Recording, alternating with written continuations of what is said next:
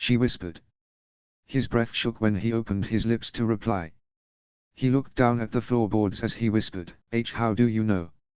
Astrid looked at him mournfully and put her hands on his chest underneath her to pull him up. He slowly sat up and stared into her eyes. I don't. But I have to have faith that she'll be okay. Astrid whispered, holding his face close to hers. Hiccup sniffed loudly and swallowed. I want Finn.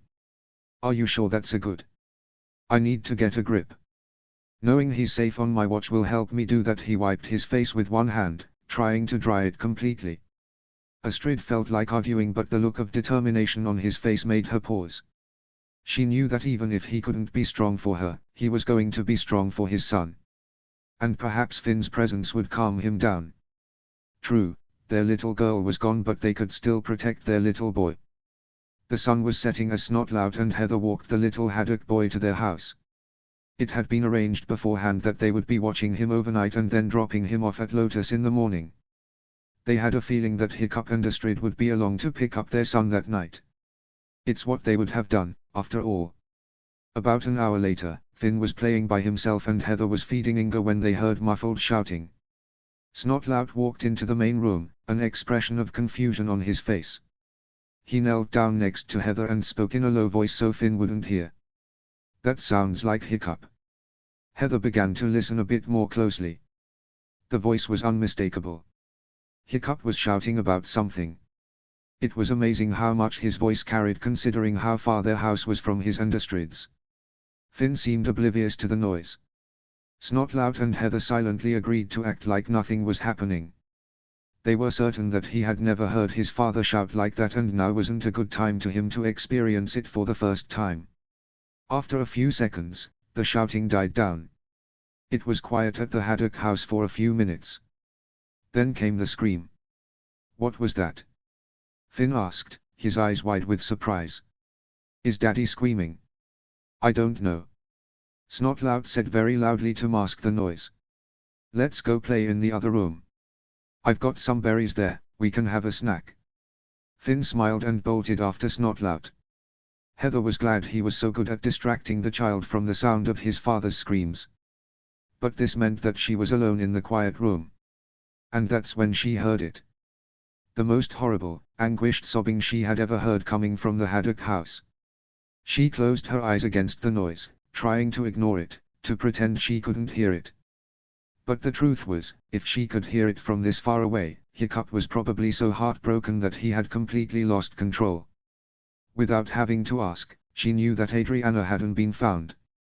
And she prayed that the sobbing she was hearing wasn't because she had been found dead. She thought about that vibrant little girl, the one who had been so excited over Inga, who had hugged her husband the moment she thought he was unhappy. She couldn't be dead. Children so rarely died on Berk. To think that Adriana would be the first in years. Heather shook her head. No. She wasn't going to jump to any conclusions until she knew anything for sure. But the one thing she did know for sure was that something had broken Hiccup's heart completely. And whatever it was had caused him to make the most horrible sounds she had ever heard. The sounds of the sobs finally died down after what felt like a long time. Heather felt like she was going crazy listening to it. Inga was finished with her feeding and had fallen asleep in her arms, but she paid the baby no heed other than to gently rock her. She made a silent promise to herself that she would make sure that this would never happen to Inga. The sounds she heard were too terrible, she did not ever want to hear them again. Not from her own throat or Snotlout's, never. After a long period of silence, she heard a knock at the door. She quickly straightened out her shirt and picked up her daughter, still rocking her so she would stay asleep. The look on Hiccup's face made her want to cry. His face was redder than usual, he was still making quiet sniffing sounds, and there were obvious tear stains on his cheeks. She took a deep breath and decided not to draw attention to how awful he looked. She ushered them in and called to Snotlout to bring Finn out. The boy brightened up at the sight of his mother, but one look at his father made his smile melt off his face. "Daddy, what's wrong?" he asked, his eyes wide with concern. "Come on, buddy, we need to get you home." Hiccup gently picked up his son, and it was all he could do to keep himself from crying again. He was okay. Astrid asked Heather, wringing her hands and praying that Hiccup could continue to stay strong. He was good. I think he knows something is up. Heather placed a hand on Astrid's back, trying to communicate just how sorry she was through that simple action. I don't know what you should say, but I think he deserves to know what's going on. Astrid took a deep breath and nodded. She quickly hugged her friend and, as Hiccup walked out, Snotlout clapped him on the back a few times, attempting to comfort him. Hiccup looked over at him and nodded in thanks. The moment the door was shut, Snotlout put an arm around his wife and she leaned onto him. I can't even imagine. I know. Heather kissed her baby on the forehead. I don't even know what to do anymore. I don't think there's anything we can do. Snotlout replied, squeezing her shoulder more tightly than usual. If they don't find her soon, everything's going to change. Heather sniffed loudly but choked the tears back. Everything already has. As they walked home, the Haddock parents were thinking about just how correct the implication in Trista's poem had been, how their family had been so happy not too long ago, but now those days were over. They could almost hear the sound of Adriana's voice, her delighted chatting, her giggles, her singing. Their house had gone from being a home to being a constant reminder of who they had lost. She haunted every inch of the house, from her toys on the floor to the little fingerprints on some of the glass. There was a gaping hole in their family, a hole that could only be filled by their precious little girl. Astrid thought bitterly that it was ironic that she felt like such a huge piece of her life was missing when she had spent so long not wanting to be a mother in the first place. Now she wanted more than anything to continue to be a mother to her baby girl. There was so much left for them both to learn. So much she wanted to teach her. A mother was supposed to teach her daughter how to ride her first dragon, how to throw an axe, all about the birds and the bees. There were some things only she could teach her daughter. Some things only her daughter could teach her. Even though her anguish, she knew she couldn't begin to understand what Hiccup was going through. There was always something special between him and their daughter. From the moment he saved her from choking to death before she even had a chance to experience life, they were nearly inseparable. Astrid knew that if the situation was reversed, if it had been Finn that had been taken instead of Adriana, Hiccup would be the one who had to hold it together because she would probably have lost her sanity by now. Not that she wasn't losing it anyway. They set Finn on the ground when they got back to their house and were dismayed to notice that it was several hours before his bedtime. They didn't want him awake too early, so they were going to have to find something to do with him until they could go to sleep. Both parents felt exhausted, but their bright little son kept them from wallowing in their misery. "Did you get Anna back?" Finn asked, sitting down on the floor with his new deadly Nada toy. "No, buddy, we didn't."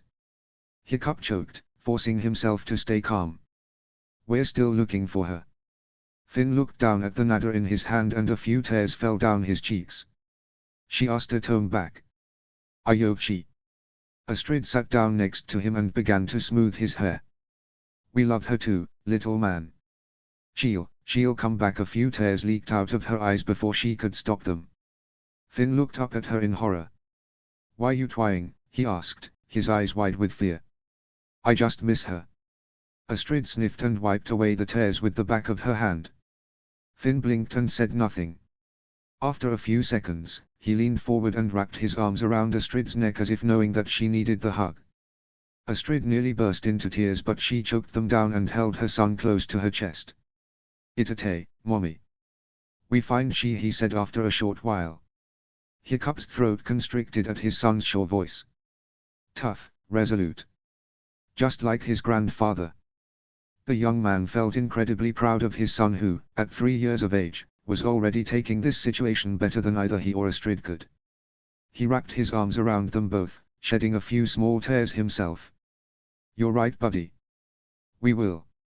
Finn was finally put to bed after a few hours of quiet playtime with his parents. They elected to try to be light-hearted, or at least fake it, for his sake. It was the single most exhausting thing Hiccup or Astrid had ever done, and they were relieved when it was finally time to put him to bed.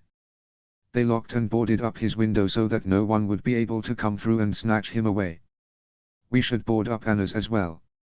So this can't happen again.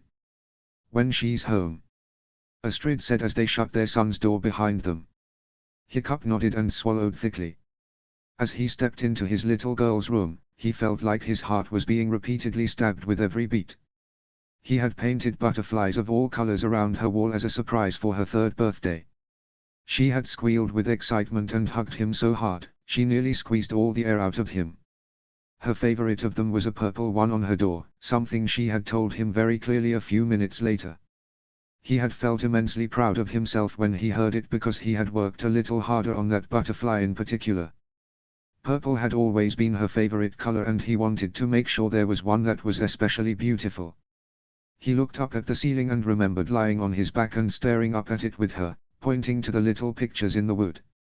She had found several he never would have noticed, like the mint leaves in the left corner and the gronkel with a long, puffy skirt right in the middle of the ceiling. They had laughed for what felt like an eternity at the mental picture it had sparked.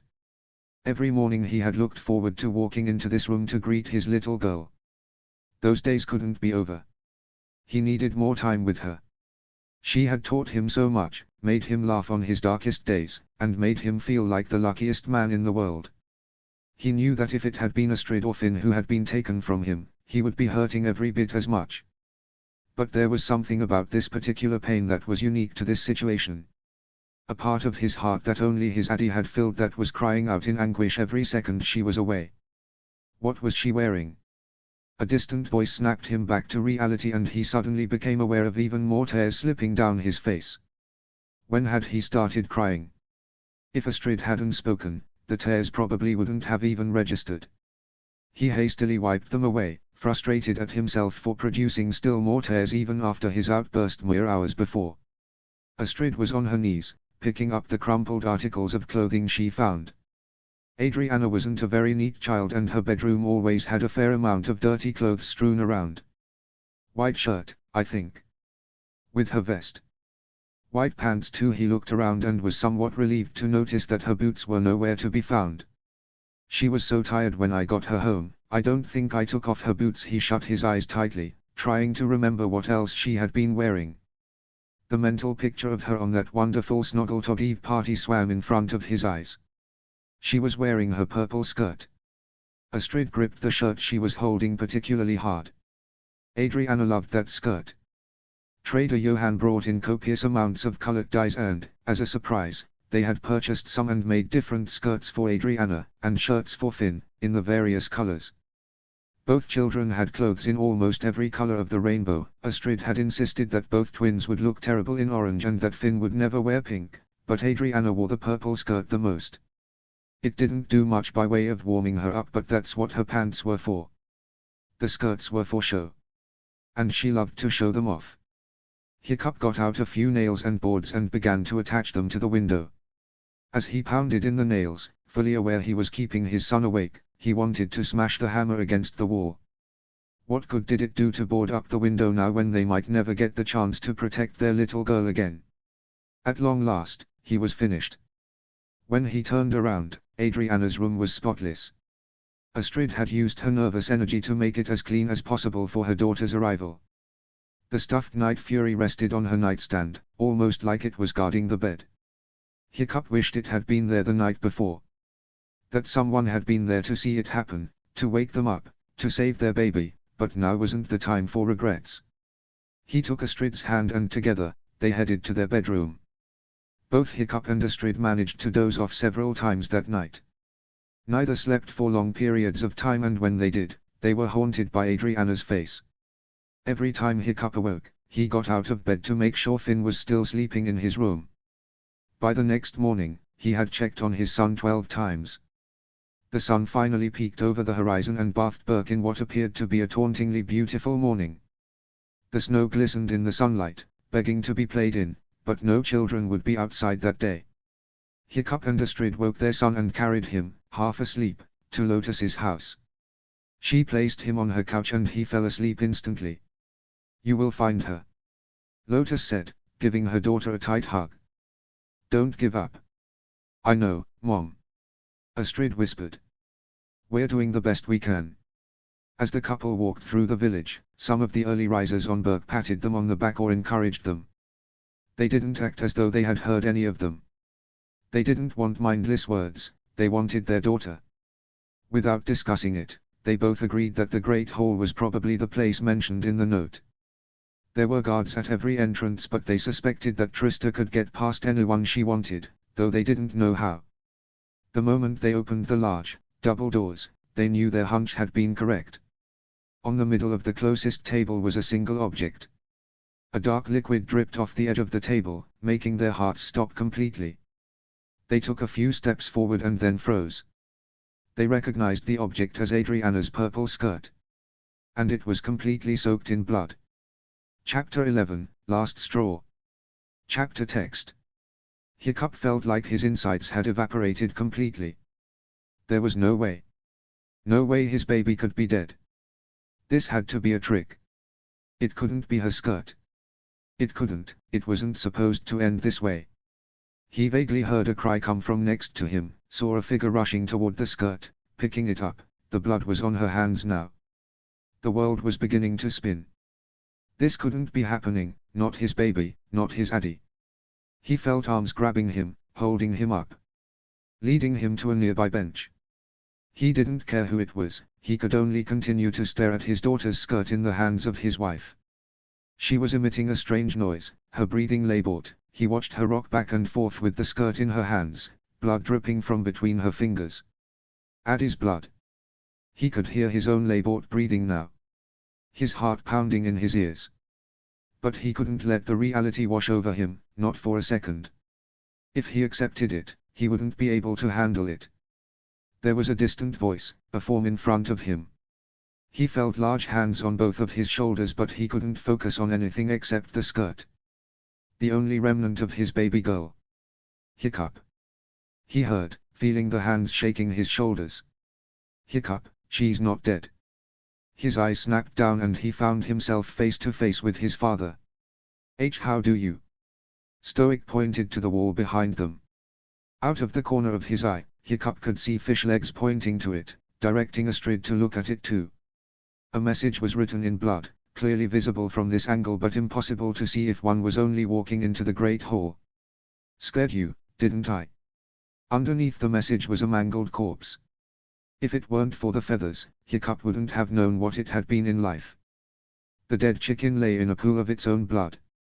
The sight nearly made him vomit. It looked like Trista had torn the chicken to shreds with her bare hands. He felt his body shake, his heartbeat obscuring most noises as it continued to race. Even over the noise of his heart, he could hear his wife gasping, see her throw the bloody skirt to the ground and bolt over to the message. He couldn't move. He felt his father shaking him again, trying to bring him back to reality, but he couldn't do it. Yes, his Addie appeared to still be alive, but a woman who would do something this sick and twisted would never let her live. He felt like he was on a search for his little girl's body. He could almost see it sprawled out in front of him, her bright green eyes staring at nothing, glazed over. Hiccup, you have to get a grip.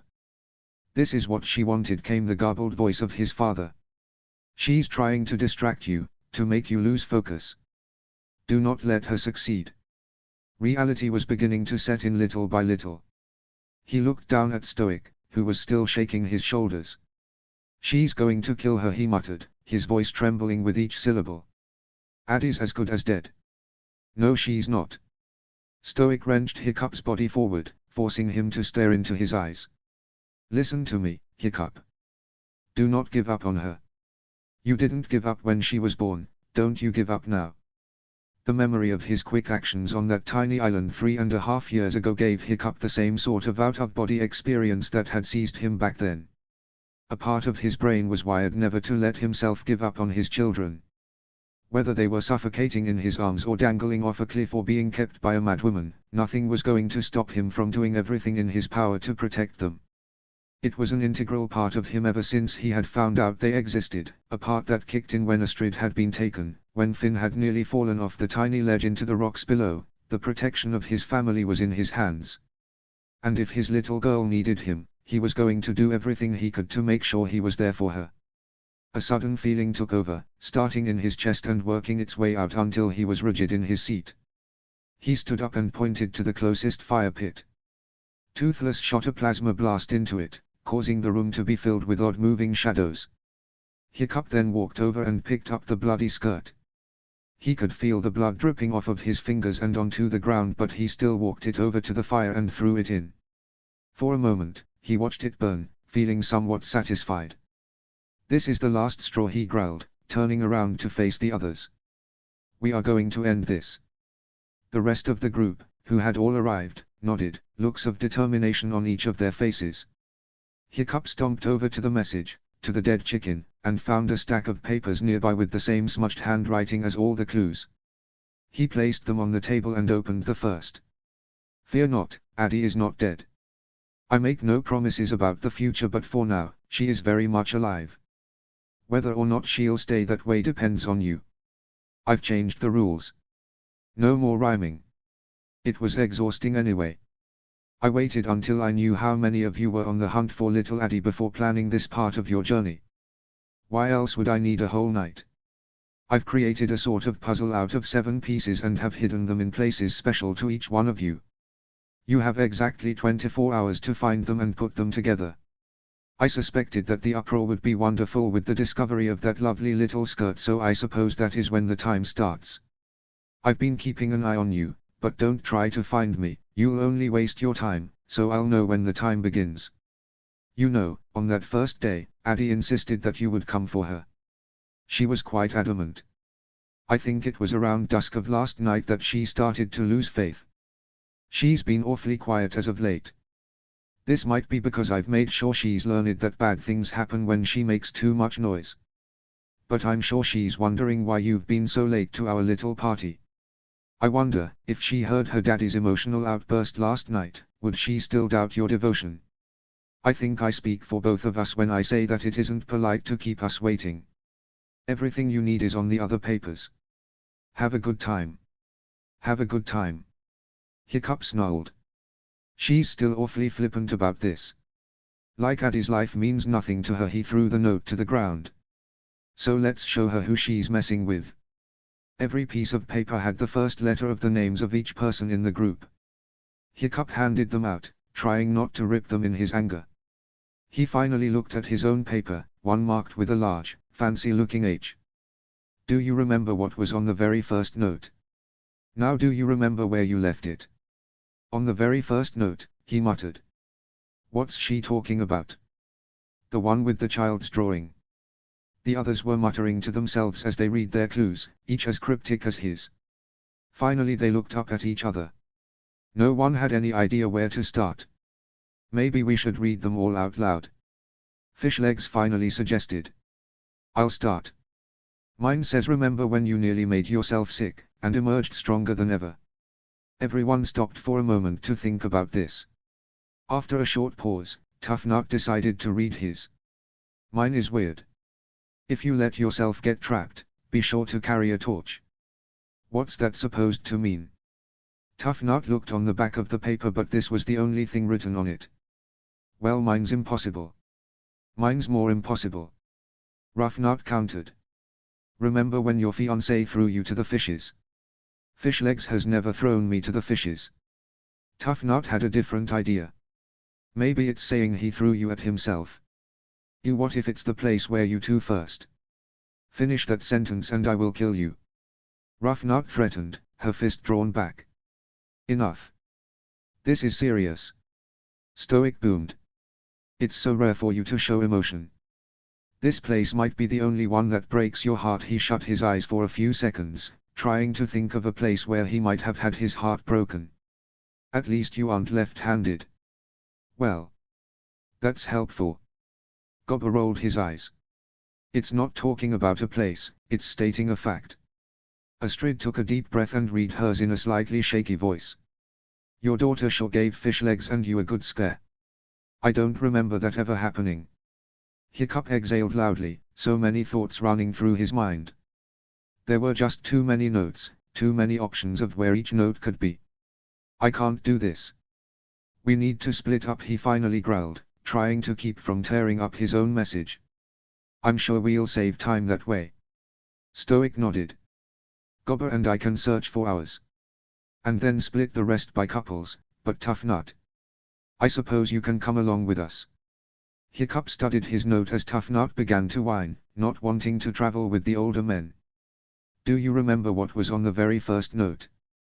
Now do you remember where you left it? He mused. He closed his eyes, trying to remember the very first note. Of course. The very first note was the one Trista had left on his baby's bed, the assumed note from Dagur the Deranged. What do you mean what was on it? Hiccup growled, interrupting the banter around him. Stoic cautiously stepped toward him. What? Hiccup shook his head. I'm just trying to figure this out. What was on the note? Wait. His eyes lit up and he turned to Astrid. On the very first note, Trista signed it with the Berserker seal. Hiccup, she's not there. Astrid reached out to him, but he stepped away. No, that's not what I'm saying. He gave her a pointed look, his eyes alert. The others waited with bated breath to hear what he'd say next. She signed that first note with the Berserker seal. Hiccup looked through the group. What is their seal? A skrill. So? Gobber crossed his arms. The others looked similarly confused. My note says do you remember what was on the very first note? Now do you remember where you left it? Hiccup recited. There was a skrill on that first note. That second part, do I remember where I left it? His friends and family looked mostly still confused. Don't you guys see?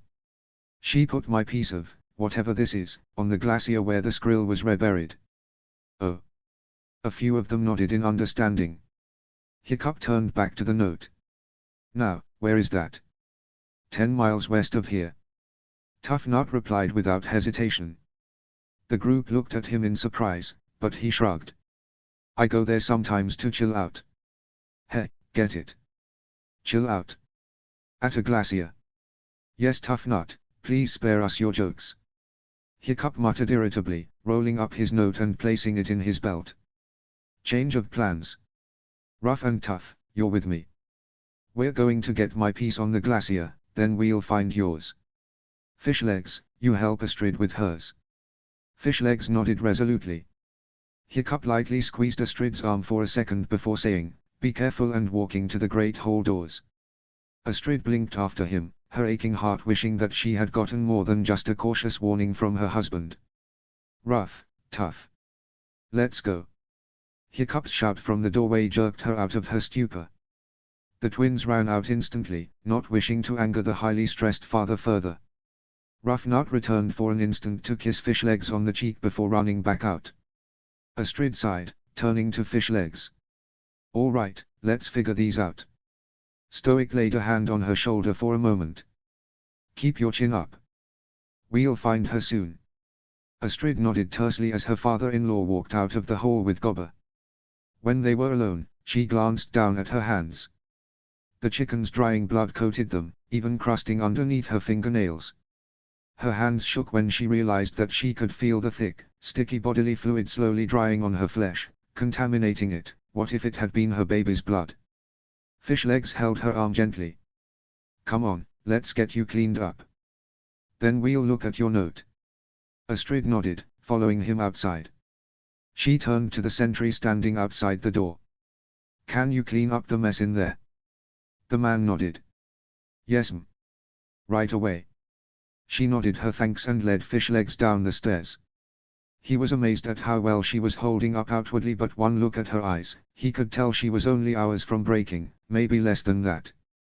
He just hoped it wouldn't be as explosive as Hiccup's breakdown had been. But he would comfort her no matter what. The duo walked to the nearest well, where Astrid silently hauled up some water and she washed her hands until they were white again. They sat beside each other in silence for a moment before they couldn't delay the inevitable any longer, and pulled out their notes. After a few seconds, Fishlegs put his back in his pocket. Let's focus on yours first. That way we don't overwhelm each other. Astrid nodded silently and read hers aloud again. Your daughter sure gave you and Fishlegs a good scare. I still have no idea what this is talking about. Fishlegs turned the paper over in his hand for a moment, deep in thought. Astrid tried to think over the past 3 years when she, Adriana and Fishlegs were together.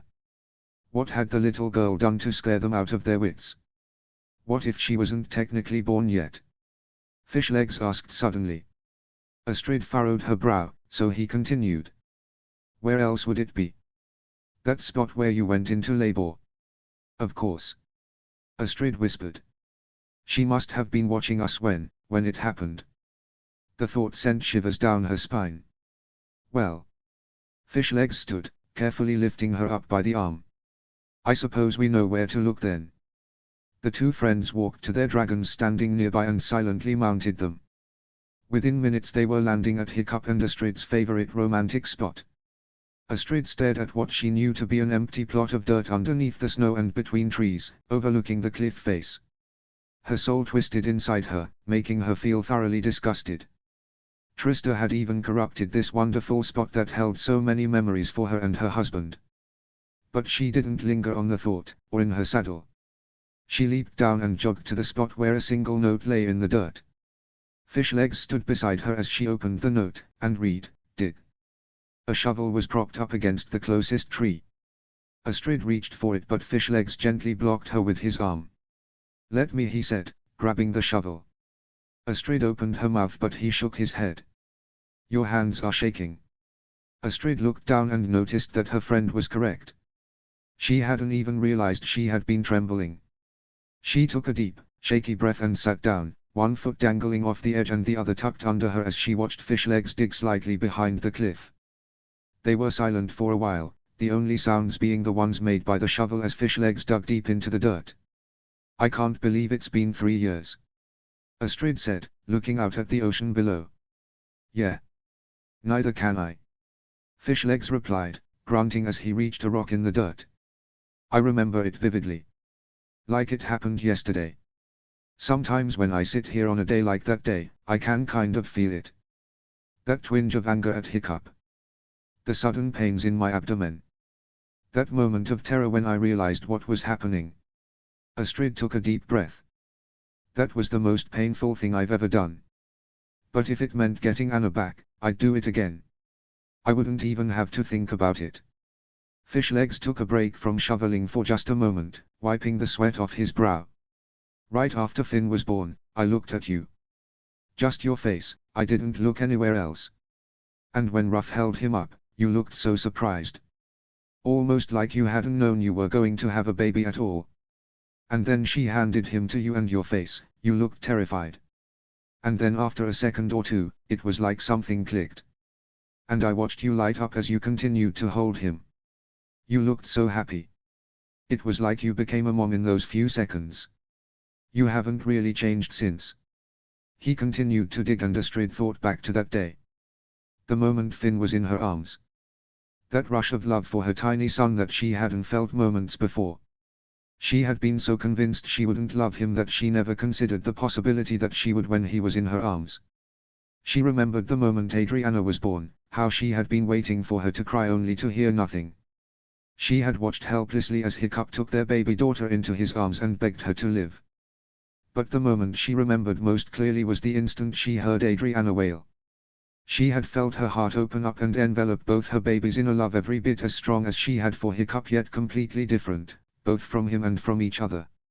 She looked down at her shirt, which had bloodstains on it that she knew would never wash out, and felt her vision become blurry as her eyes stung. She took a deep, shaky breath and tried to force the tears back. Now wasn't a good time to get emotional. "She drives me nuts sometimes," she said after a few seconds of silence. "All that crying for no apparent reason. And all those outhouse training accidents. So much about raising her makes me want to pull my hair out. And then there are the days when I want to hug her close and not let go because she picked me flowers or told me she loved me. Or just because she's my little girl." She wiped more tears off her face and sniffed loudly. I found it," Fishlegs said in a low voice, picking up a piece of wood with writing on the back. "I think it's a piece of some kind of puzzle." I guess she meant a literal puzzle in the note. Astrid silently nodded and stood up to inspect it. Fishlegs appeared to be correct. She wondered if the others would find something similar. The cemetery was quiet. Not that it was ever loud. But the eerie silence seemed to permeate even the inside of Stoic and Gobber's ears. They had decided to look for Stoic's piece first. Stoic knew that his clue could only be referring to one place, but he didn't want to think about digging anything from his wife's grave. He prayed that it wouldn't be necessary. Sure enough, there was a note on top of Valalarama's grave. Its instruction to dig pointed to a part to the left of the grave so that he would not disturb her.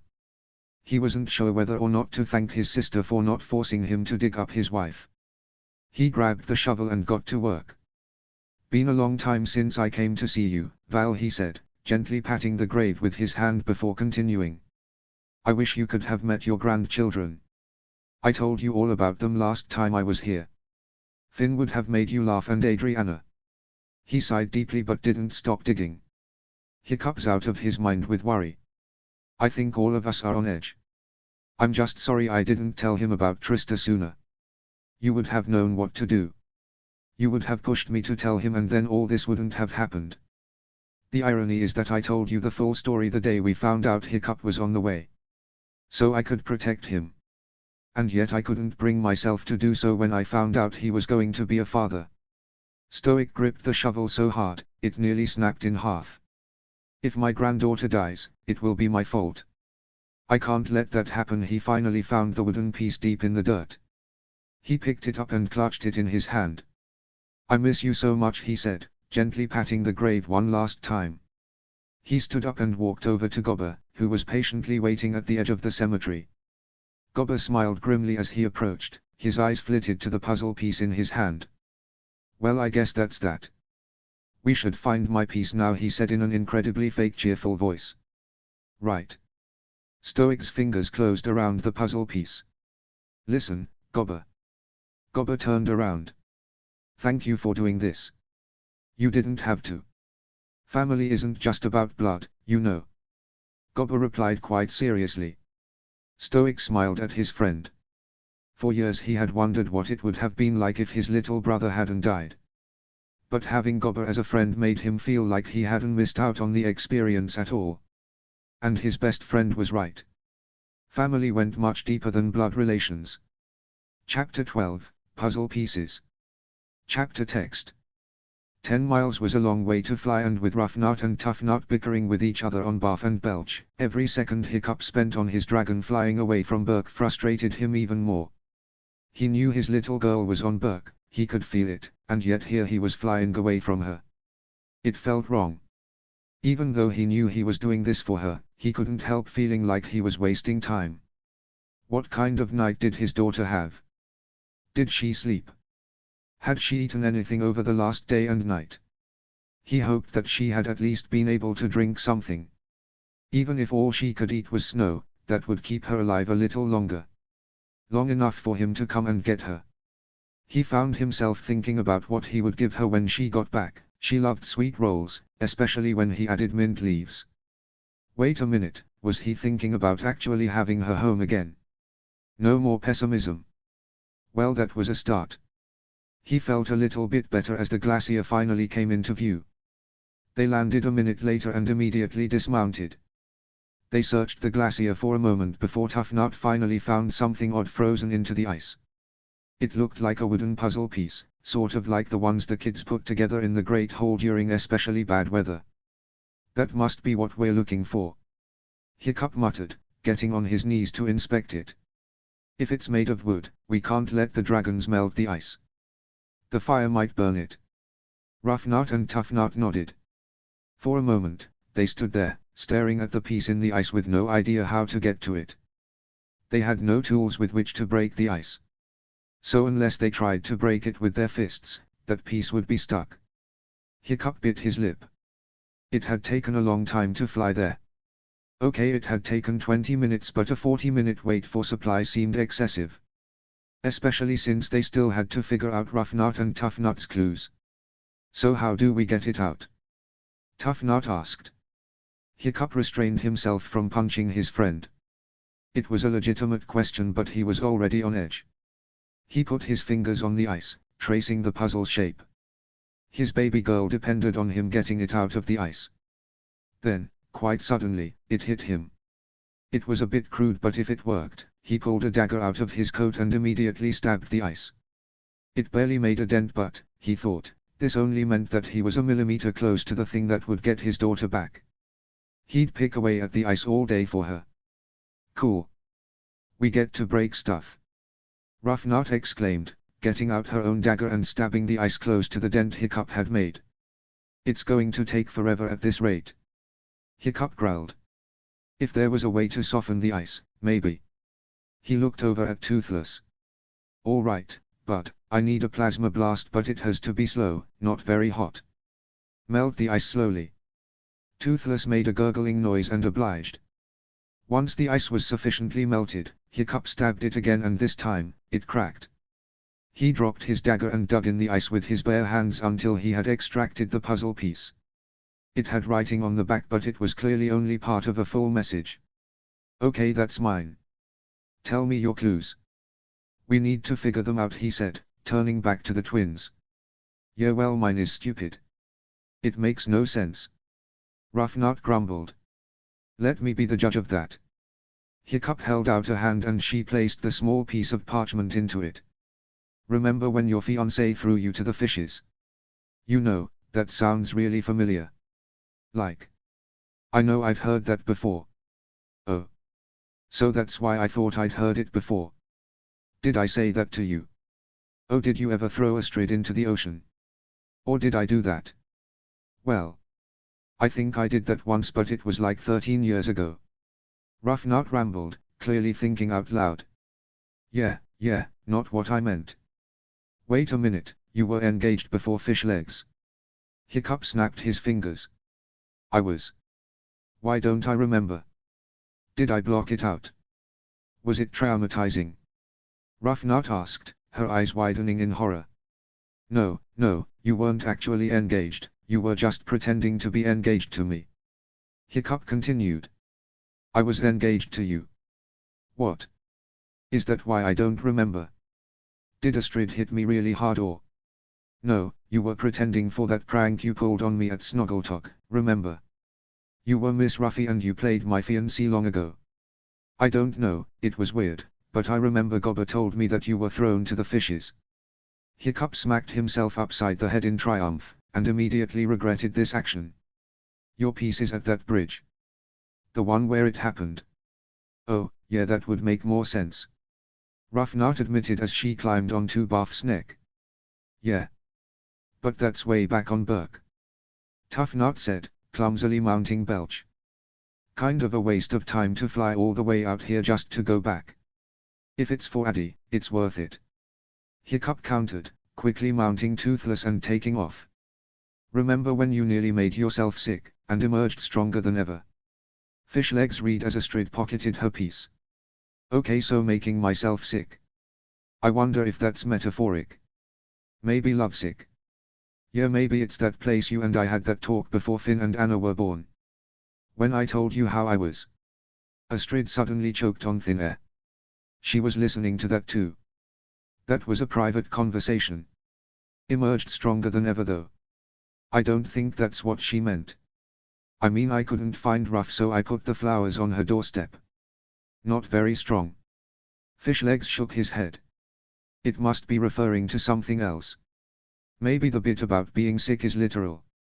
So did you ever make yourself sick? Astrid asked, leaning against a nearby tree. A few times, yeah. Various reasons. But I never came out of it stronger than, wait a minute. Fish Legs read the message over again, a look of triumph on his face. I didn't emerge stronger than ever. That's the metaphor.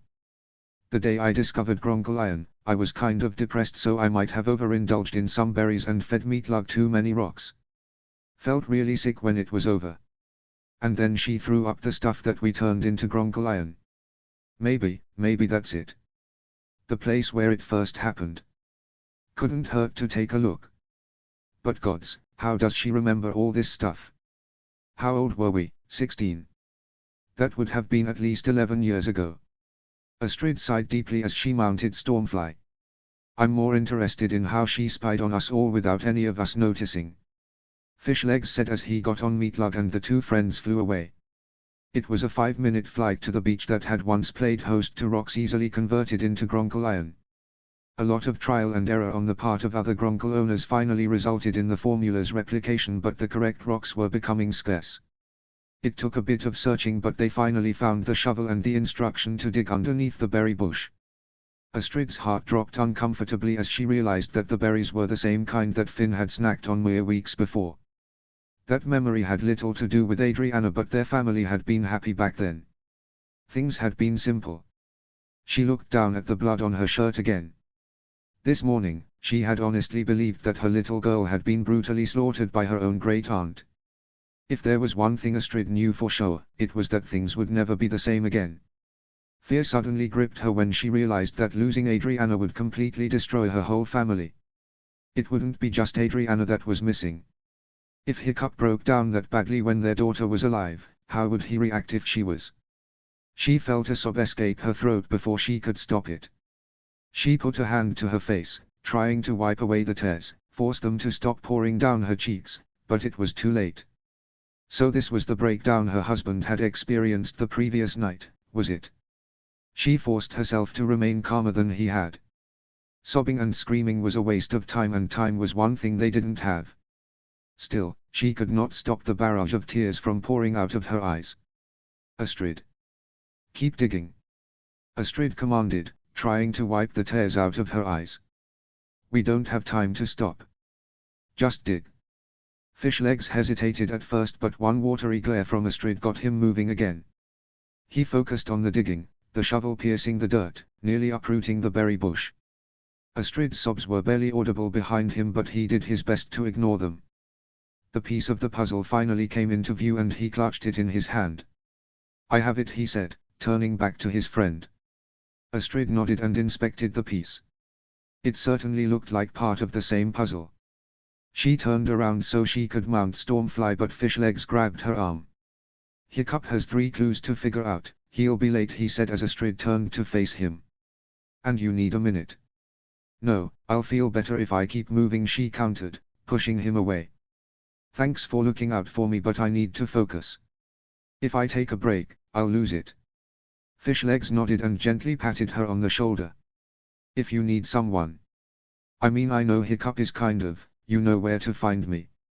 I'm here to make sure you won't go crazy. What about Rough Nut? As her husband, aren't you supposed to be doing that for her? Astrid asked, sniffling loudly and wiping her nose. She's already crazy. It's one of the reasons I love her. But her and Tough Nut are enough without you and Hiccup joining them. Fishlegs said with a small smile. We can do this, Astrid. Ad is truly blessed to have so many people in her life that love her. Anna. Astrid corrected. Only Hiccup calls her Addie. Ah, I didn't realize, sorry.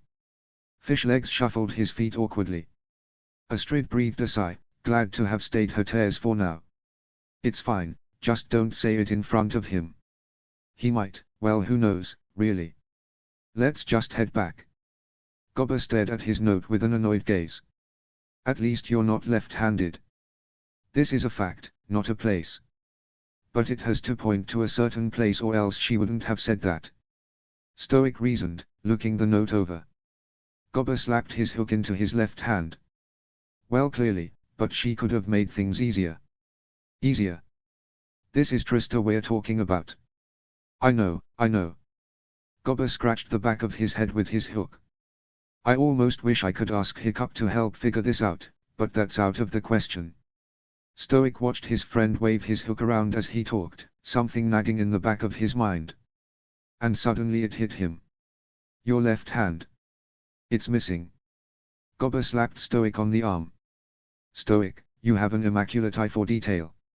No, that's not. Stoic sighed heavily in annoyance before restarting. She wants you to find your piece of the puzzle where your hand was taken. Gobber's mouth slid open and he slowly nodded. Oh. He closed his eyes, muttering to himself. I lost my leg, near the forge. But my hand, Beard of Thor, it was so long ago. Stoic gaped. What? You don't remember? It was nearly 20 years ago, Stoic. Stoic suddenly reached out and grabbed his friend's shoulders. Gobber, you have to remember. Adriana's life is at stake, not to mention Hiccup's sanity. Calm down. Don't let her get to you. Then you better start thinking because we don't have a lot of time. Stoic sighed heavily, getting go of Gobber's shoulders and trying to return his heart rate to its normal pace. He paced around the edge of the cemetery while Gobber thought. He tried to stay calm, but the longer they stood around, the more his impatience seemed to build. After a few minutes, Gobber finally turned to him. I remember it was a monstrous nightmare. I jumped on his neck and he started to dive towards the docks. I fell onto one of the docks beside it, tried to fight it off with a sword, and it bit my hand right off, sword and all. So, the docks. Stoic nodded, hoping that was the right location. Okay. Let's check the docks. They were unsure of whether or not Trista had meant to leave Gobber's piece so close to Stoic's, but the docks were a 5-minute walk from the cemetery. I should have spent more time with her. Stoic said after a moment of silent walking. Time with who? Adriana. I was so distracted with Finn, he's bigger and more like me, that I didn't really notice her most of the time.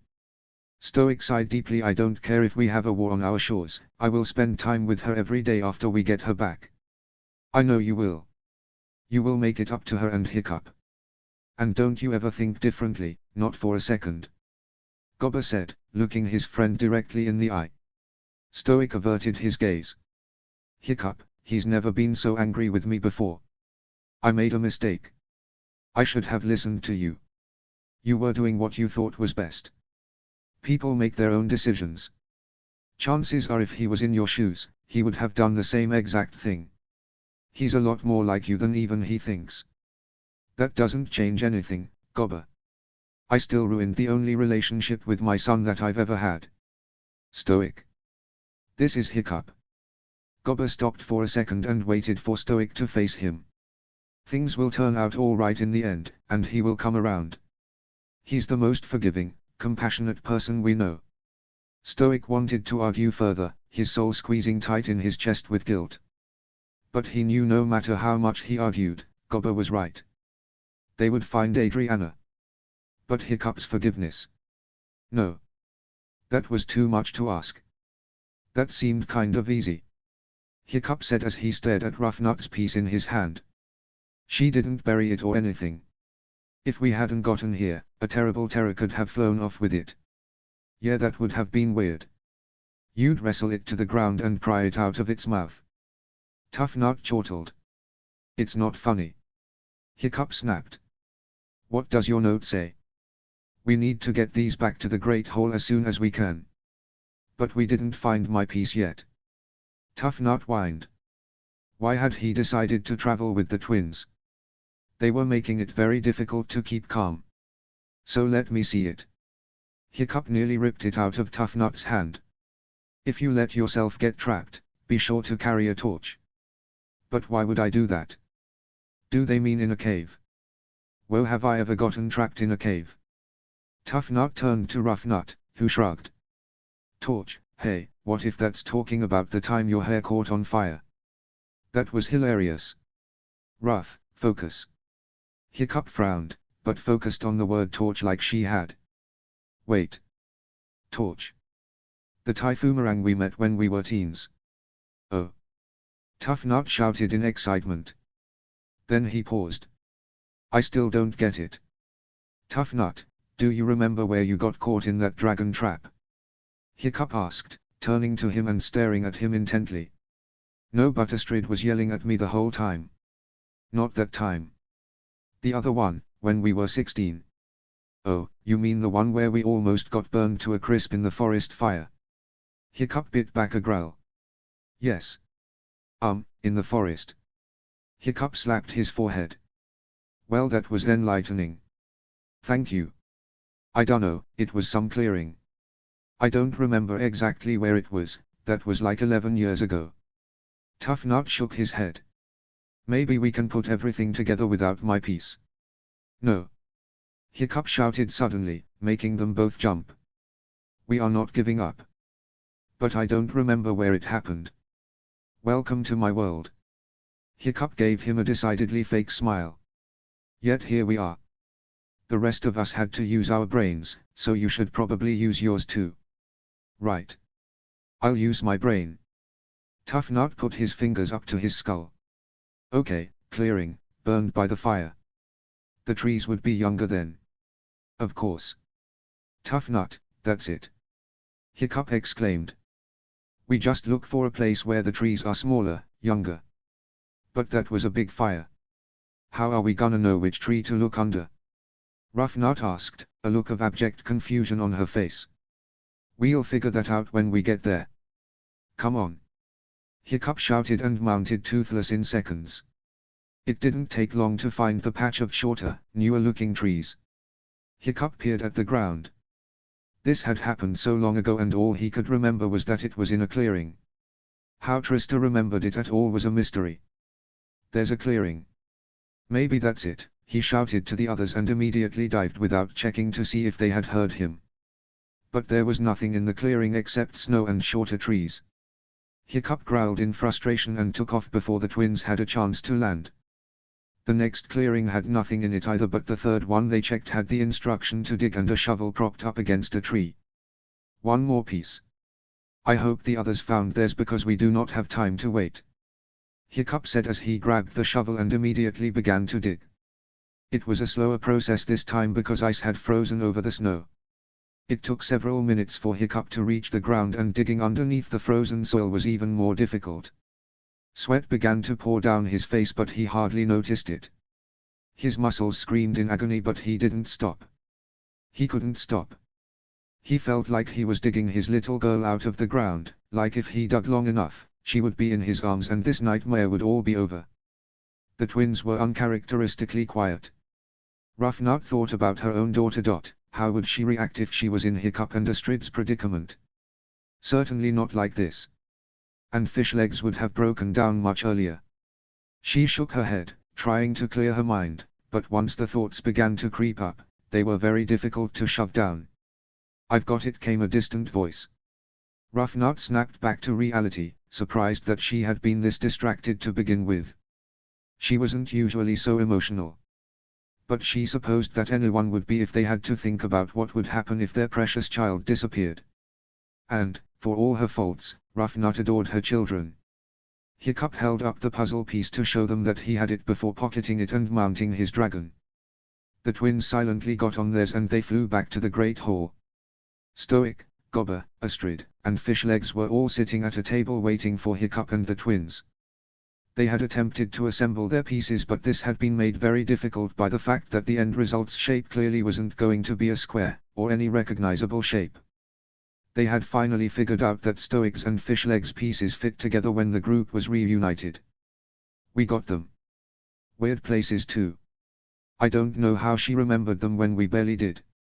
Hiccup grumbled, throwing the 3 pieces they had acquired on the table. Like I said, she's clever. Stoic said, not meeting his son's gaze. I think the 3 pieces we were missing are the ones in the middle. That's why ours didn't fit. We should assemble them based on the writing. That would make it easier. Hiccup said, turning all the pieces over. Perhaps it was the stress but everyone at the table felt a bit sheepish for not working that out. The other side of the pieces had details, sort of like some sort of picture, but they couldn't figure out what it was. It didn't take long to assemble the 7 pieces once they were together and the writing made it quite a bit easier. The final message was spelled out in large capital letters. Turn this over. You can find little Addie at Hiccup's location. Do not fly here. Come alone. See you soon. My location. Hiccup asked, reading the message over several times. What does that mean? Stoic turned the puzzle over. Trista seemed to have drawn a map of a nearby mountain. The piece Hiccup had found was on the top and there was a large black dot, which they now realized was where she was keeping Adriana. We can't fly. We could be there in 20 minutes but no. We have to hike up the mountain. Hiccup put his head in his hands, trying not to explode like the last time. It's going to be another day. At least. We're all upset but you cannot lose it right now. You're going to start a cycle. Astrid said, gently rubbing his back. We know where Anna is. Just focus on that. We're going to have her back tomorrow. I want her back today. Hell, she shouldn't be gone at all. When is this going to end? Hiccup muttered into his fingers, his voice trembling. Pull it together. We need to go now. Every second we stall is another second she spends with that psychopath. We can do this, Hiccup. Astrid whispered. Hiccup slowly looked up at her. His cheeks were slightly pink and Astrid could see the agony in his eyes, but he nodded and stood up. Get supplies. We meet back here in half an hour, he said to the group in an amazingly calm voice that made even Stoic slightly uneasy. No one spoke much on the trek up the mountain. They briefly talked about whether Trista had explicitly told them not to bring their dragons and decided that, as long as they didn't fly, the dragons should come along. They might be useful. The mountain was massive. A journey in the middle of summer would take long enough, but with the deep snow, it was definitely slow going. They knew they wouldn't be able to reach Adriana that day. Even Hiccup realized this, but he didn't want to think about it. He couldn't sleep. Not while the only daughter he would ever have was taken from him. Some of the others hung back and tried to figure out how to keep him from hiking all night. He'd probably get himself killed that way. They finally decided to leave the task to Astrid, who was probably the only one he was willing to obey anymore. He refused to look at Stoic. Deep down, he knew it wasn't his father's fault that they were in this situation, not truly, but it didn't matter. He needed someone to blame, and his father was the closest scapegoat he had.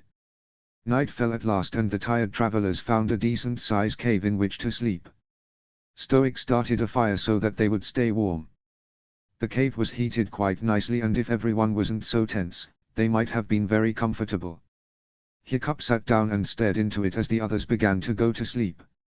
Toothless lumbered over to his human and curled up behind him so that Hiccup could lie on his back. Astrid sat down next to her husband, determined to keep him there all night even if he wouldn't sleep. I wonder if she's warm, he whispered to her after a few minutes. Maybe she is. Astrid replied, placing her head on his shoulder. I just want to put my arms around her and never let her go, he muttered. The second I have her back, I'm not letting her out of my sight. I think everyone feels the same way. She'll be smothered. Astrid murmured. Get some sleep. You're no help when you're tired, and I know you didn't sleep last night. I can't. You really want to be tired when you're dealing with Trista. You're going to need all your energy. Astrid kissed him on the cheek, gently caressing the side of his face with her hand in an attempt to relax him. There was a long pause in which Hiccup leaned back on his dragon, surprised at how comfortable he was becoming. He felt his heart constricting. He needed to verbalize what he was thinking before he went even more insane. I almost don't want to go, he whispered. Astrid looked up at him. Why not? Because I know she's alive. And I might watch her die tomorrow and... Hiccup took a deep breath and exhaled slowly. She's alive now. But I don't know about tomorrow. That's what scares me the most.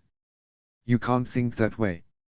Astrid gently stroked his hair, an action that usually rendered him incapable of movement, but he was far too tense to notice.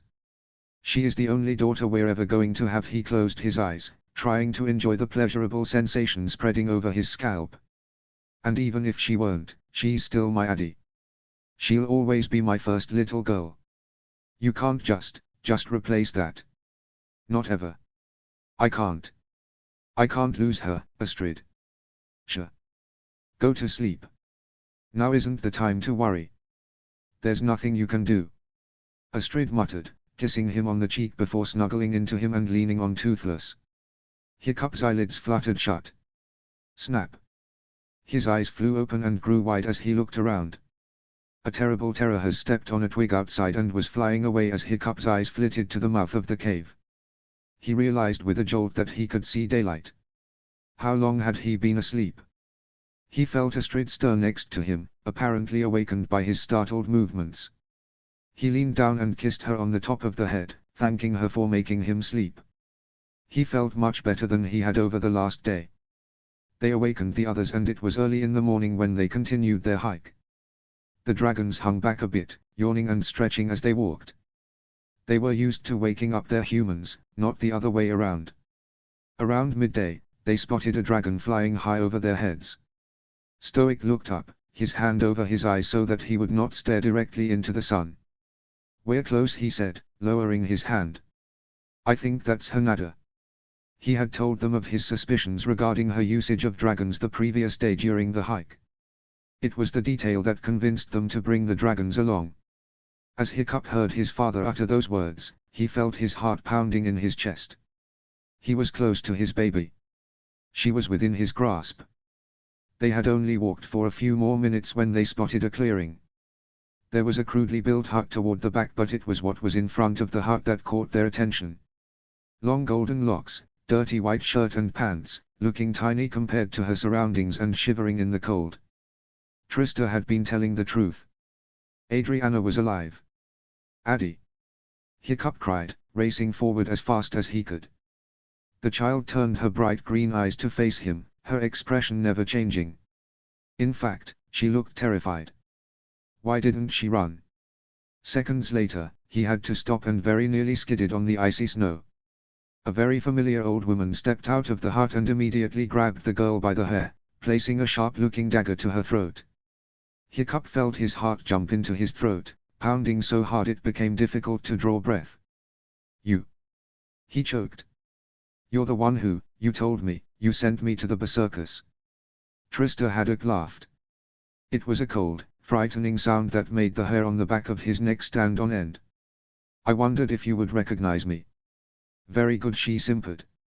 And Stoic, I see you've joined the party. And with Mommy Dearest and all your little friends. This will be so much fun. Stoic took a few tentative steps forward, keeping an eye on the dagger to his granddaughter's throat. All right, you've had your fun. We've played your game. Haven't we won? Won what?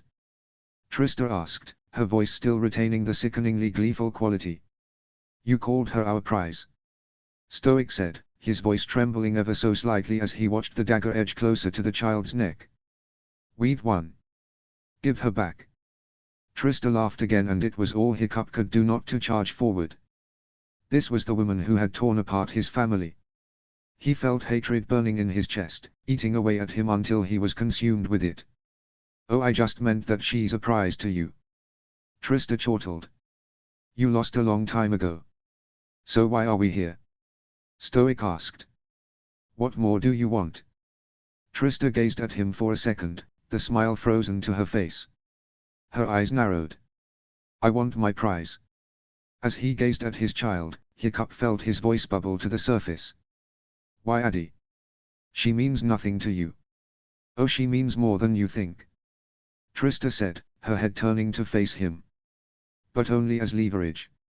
Stoic took another step forward, his hands outstretched. Your problem is with me. Not with Hiccup, not with Adriana. Leave them out of this.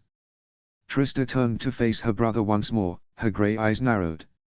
Oh, I could, but it simply wouldn't hurt you enough. Why are you doing this? Stoic sounded desperate, more emotion than usual pouring through his vocal cords. I'm sorry if you were mistreated, but it wasn't my fault. Oh no, it wasn't your fault. I was born first and female. Trista rolled her eyes. If that's all it was, I'd only take issue with our parents.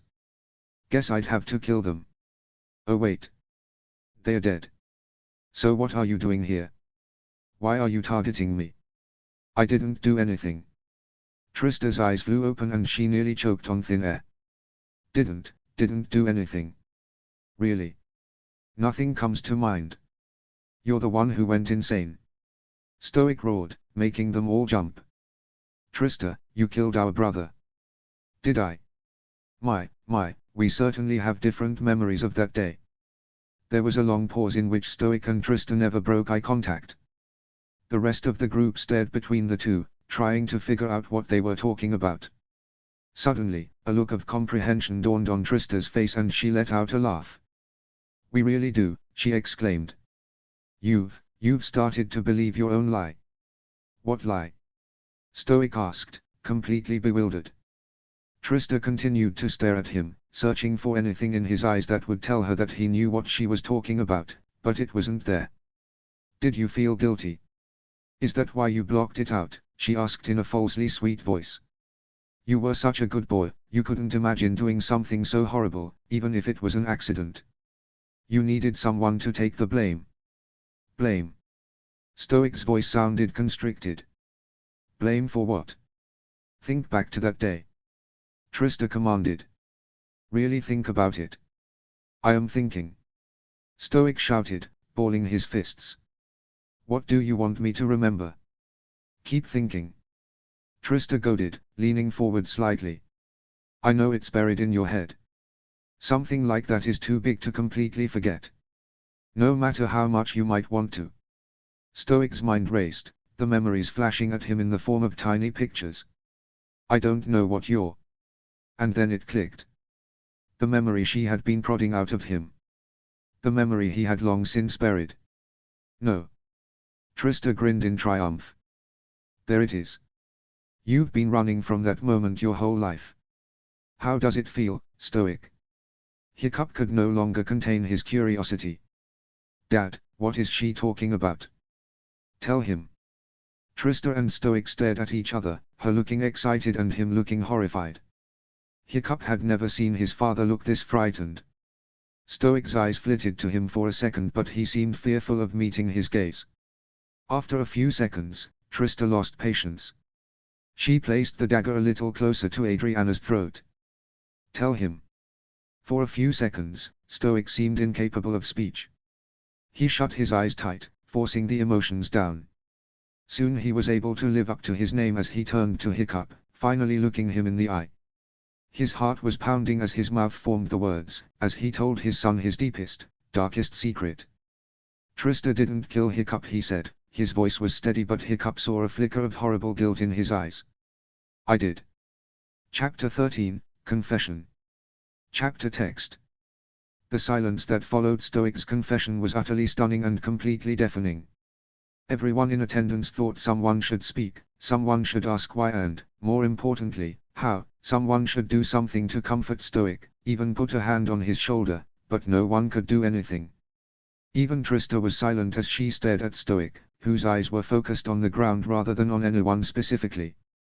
Then came a tiny sniffle from Adriana and the spell was broken. Why would you? What did you? You did that. Dad, how? But Trista was. How you'd forget. Could have happened. But you wouldn't. At long last, Stoic held up a hand to silence the group, all of whom were looking across between horrified and desperately curious. Even Adriana had been completely forgotten in the ensuing chaos. It's a long story. Stoic said, looking over to Trista. Do you want me to tell them now? Only if you value little Addie's life. Trista said, pressing the dagger up to the child's windpipe just lightly enough that no skin was broken. Hiccup felt a surge of anger at the sound of his special nickname for this daughter, but his helplessness to the situation and overwhelming curiosity got the better of him. He gritted his teeth and faced his father. I think we'd all like to know what happened, he said in a low voice. Trista, Stoic said, looking her in the eye. I don't know if Adriana should hear this. Oh, she already knows the story. She just didn't believe me. Trista chortled. Stoic looked down at his granddaughter and was dismayed to see her bright green eyes fixed on him, wide in shock.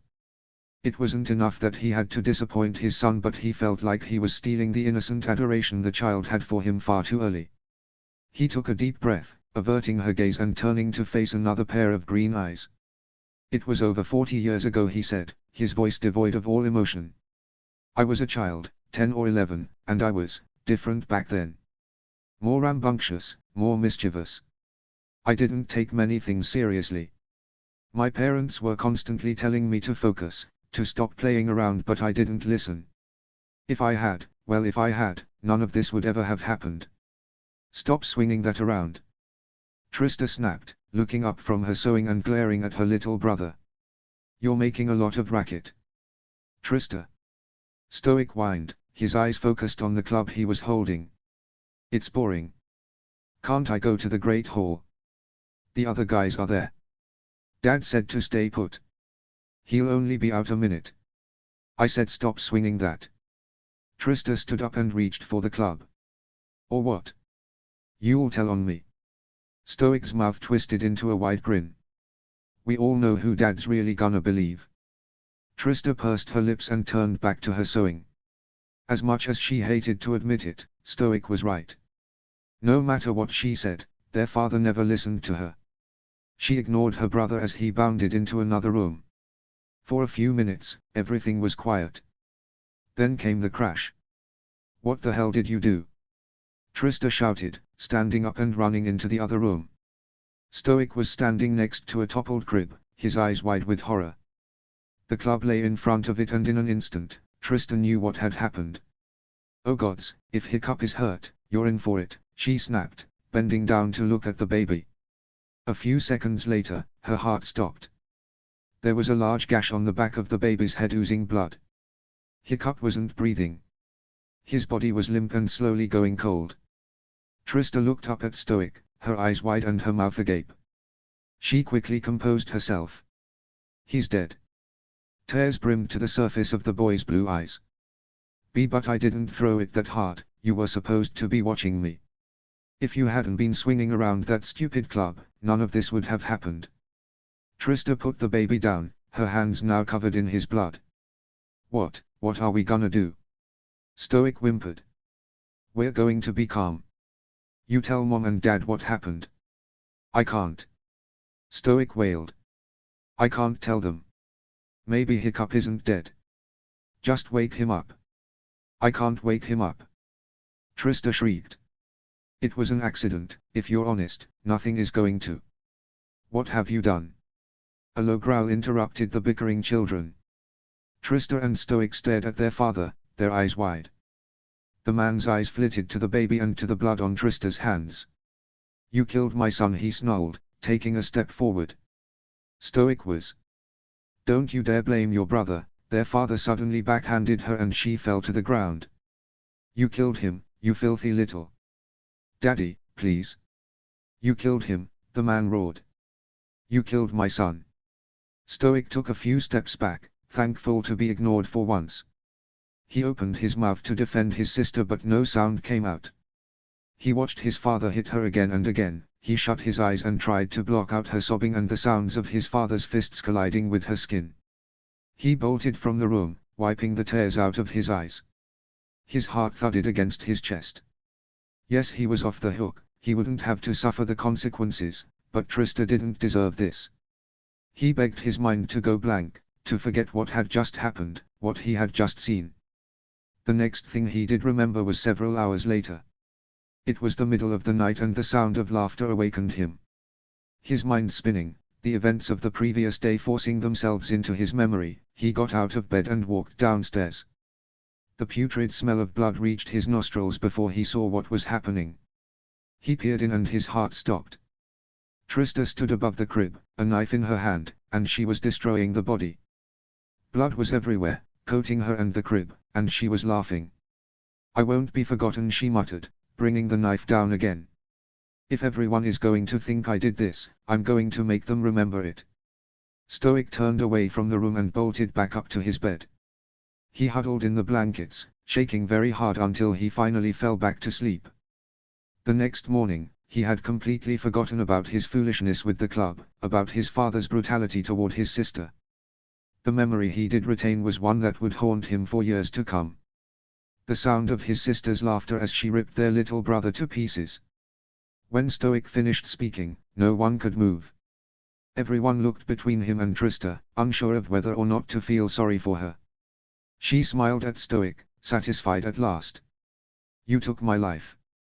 My family. Everything," she said in a low voice. "I have nothing left to lose. I'm sorry." Stoic said, gazing into his sister's eyes. "I am so sorry. You say that because I have the power. I have something you want." She jerked Adriana's head up and the little girl emitted a tiny squeak of surprise. "I came back to Berk a long time before you saw me. Your son may have been pathetic but he was certainly strong enough to fight me off. I waited years to find something that was precious to you. Something I could rip away from you and destroy. So you know how it feels. But she's ours." Astrid said softly, looking into her daughter's eyes. "Mine. Hiccups. Take one of us if you want but don't hurt her. That's the beauty of it." Trista chuckled. "Your son is the most important person in your life, is he not? To take him would surely hurt. But for him to lose his precious little Addie because of your mistakes, Well, forgiveness may be too much to ask. But we played your game. Hiccup shouted, balling his fists by his sides. We solved your puzzles and we did everything you wanted us to do. How did you know all that stuff about us? Fishlegs asked, taking a tentative step forward. It's like you spied on us all for years. Oh yes, it was quite simple actually. Trista looked over to her right for a second before turning back to them. Hiccup narrowed his eyes at the spot she had looked. I watched Hiccup here integrate the dragons, and once I figured out how to do it, gathering information on all of you became too easy. She whistled and the albino deadly Nadder emerged from the trees. Bless him. He's always been loyal to. You're lying. Hiccup interrupted, still staring at a spot to her right. Very clever, but the Nadder is a decoy. You've also got a changeling. Trista gave him a hard stare for a few seconds before laughing out loud. Oh very good, she chuckled as she snapped her fingers. The changeling came into view, its long tail wrapped around Adriana's ankle, which explained why she didn't run when she saw them. Rather than pay the color-changing dragon any heed, the child stared wide-eyed at the Nadder and began to visibly tremble. Hiccup noticed this and wondered why she was reacting this way, praying that there wasn't a specific reason. You hid behind the changeling. You could a walked through town, and if you were at the right angle, no one would a seen you. Gobber said, shaking his head slightly. Yes, now you know my secret. Trista chortled. My Nadder, Blaze, he's much better for flying. And doling out punishments. Punishments. Hiccup stammered, looking down at his child who was trying to shrink away from the white dragon towering above her. Trista nodded to the Nadder and stepped to the side. Before any of them could run forward and take the child, the dragon's long tail hit Adriana squarely in the back, and, with a small squeal of pain, she fell forward onto the snow. Trista immediately stepped forward and yanked the child up by her hair, placing the dagger back on her neck. Hiccup and Astrid lunged forward, enraged at the sight of their child being treated so brutally, but they were held back by the others. She made so much noise that first day. Crying and carrying on, didn't take long to get her to stop, and now look how quiet she's become. Trista simpered. Hiccup watched his little girl breathe deeply, trying as hard as she could not to cry. A single tear escaped her left eye, but she blinked a few times and no more followed. Their eyes met and he very nearly began to cry himself, but then inspiration seized him.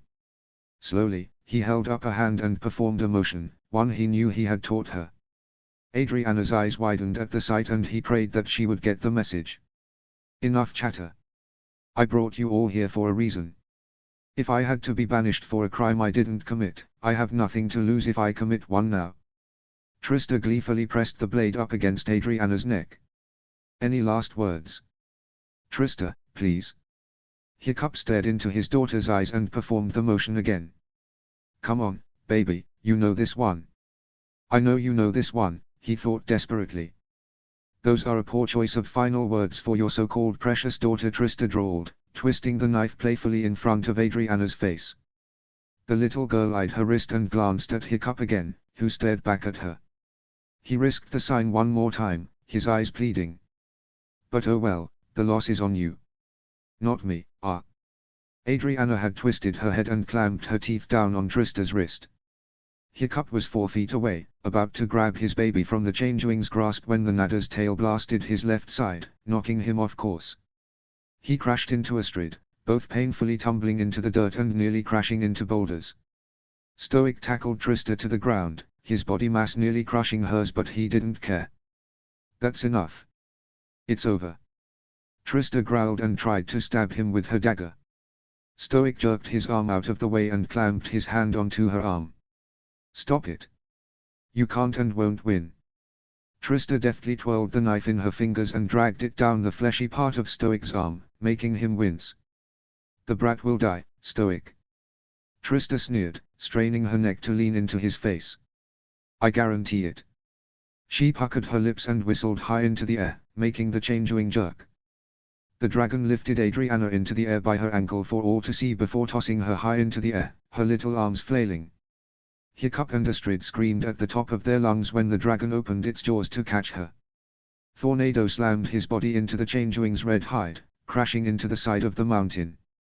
The dragons roared, bit, and clawed at each other while Adriana plummeted back to the ground, her parents scrambling to their feet. They were too far away but ran as fast as they possibly could, and sighed with relief when Fishlegs dove from seemingly nowhere, catching their baby in his burly arms. He stood and ran to the edge of the clearing beside Meatlug to keep her safe.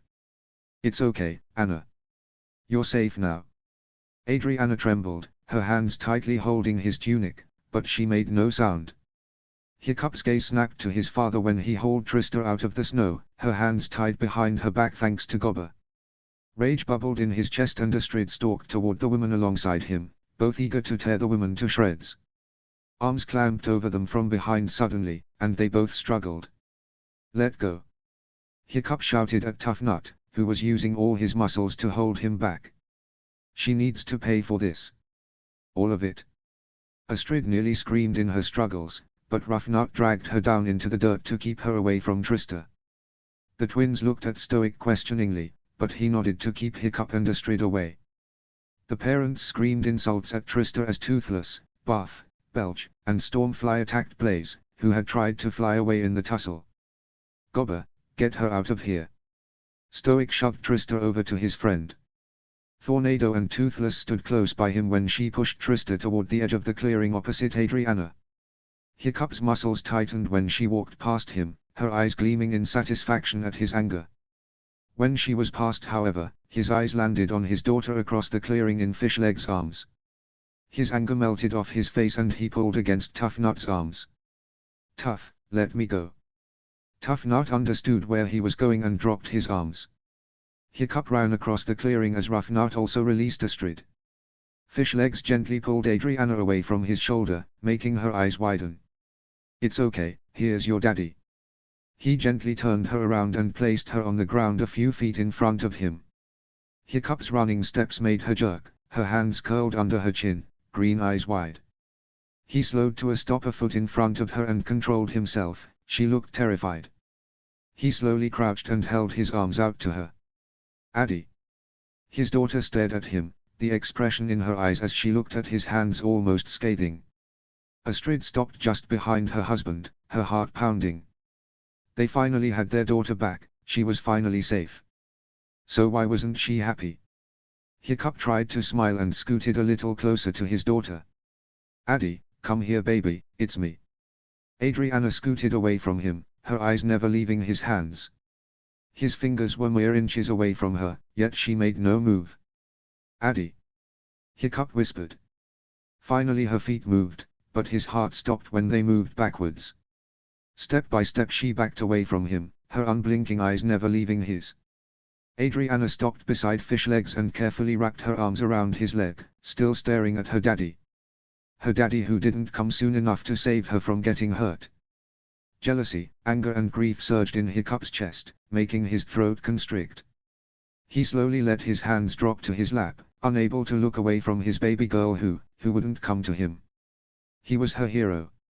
From that first moment she was born, her life was a miracle by his own hands, his own breath.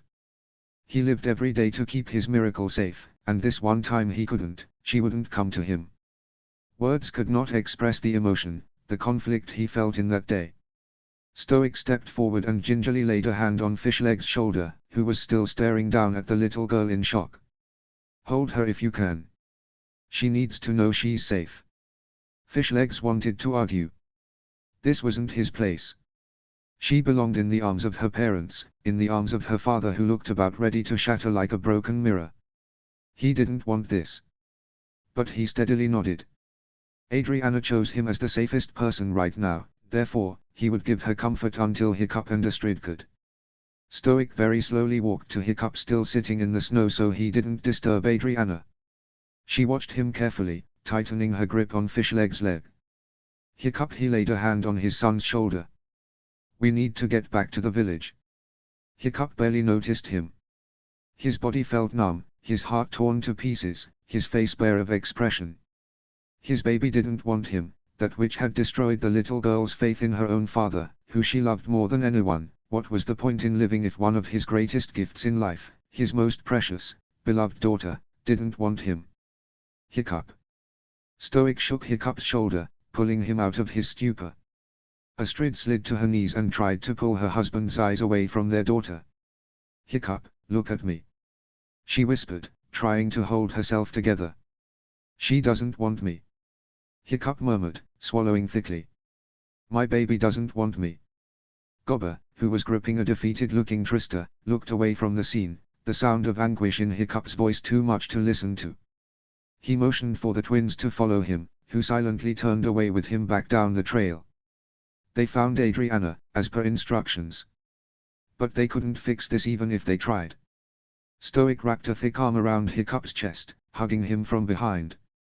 The grief in his son's voice was too much. She will. You hear me? She's just small and afraid, and doesn't know who to trust. Give her time and I promise you'll be holding her. Hiccup closed his eyes, Adriana disappearing from view. He turned his head to the snow, trying to stem the image. But he knew it would haunt him for years to come. He shakily nodded, exhaling slowly. Let's go. Stoic put a hand under Hiccup's, raising him off the ground. We need to get back to the village. Hiccup stood and wrapped his arms around Astrid. She hugged him tightly, saying nothing. She watched as Fishlegs managed to pick her baby up and gently carry her down the trail behind the chief.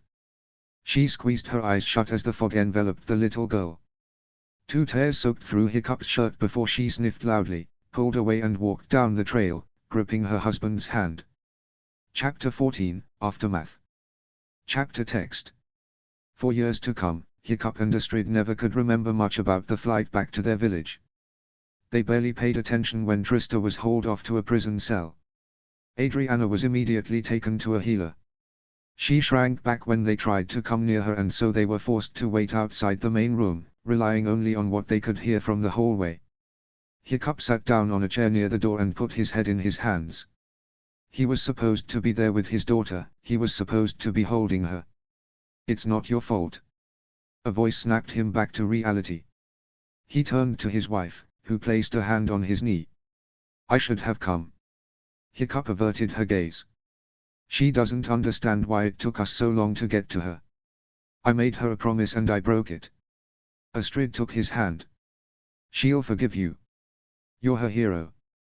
He shook his head and wrenched his hand out of her grasp. Some hero. You're still a hero, Hiccup. Astrid countered, taking his hand once more. You worked tirelessly for 2.5 days to get her back. You were incredible. It doesn't matter, Astrid, he snapped. It doesn't matter if she won't even look at me anymore. Hiccup, listen to me.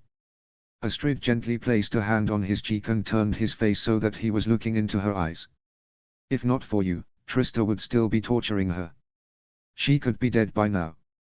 So even if she won't talk to you, you saved her life. That means something. Hiccup furrowed his brow, his soul still burning with guilt at his failure. He shook his head and looked away, working his jaw. Why us? Why did this have to happen to us? Why Addy? Astrid looked at him sadly and tried to look at his face again. Hiccup, bad things happen to good people all the time. You wouldn't ever wish this on any other family and they wouldn't wish it on ours either. No one in their right mind would ever ask for this. She's only 3 years old. I'm 9 times her age and I don't think I could have handled what happened to her any better than she did. Hiccup shouted, making Astrid wince. Did you see her face? She was too scared to cry, Astrid. That's what that witch did to her. Just give her time. 2 days. That's how long she was gone, 2 days. And now she might never trust us again. Hiccup stood up and began to pace back and forth. What am I supposed to do? I can't fix this. I can't even talk to her. Astrid slowly sat down in his vacated seat, watching him with her eyes for a few seconds. He failed to see the irony in his words, he was being just as stubborn as his daughter, never listening to anything anyone said. It was like he'd gotten an idea in his brain and it had started to fester, to take over and control him. She sighed deeply. Now it felt like she was raising 2 hiccups. You don't need to do anything. She'll come around on her own, she said, placing her face into her hands. Please, just stop. Stop what? Being a father. Hiccup snapped, turning to face her.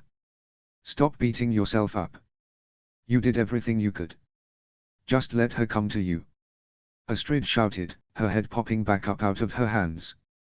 What if she doesn't? Have you forgotten who we're talking about? Astrid countered. If I told you that you'd doubt her love for you 3 days ago, you'd have told me I was crazy. Because you have given her no reason to doubt you. And she'll see that.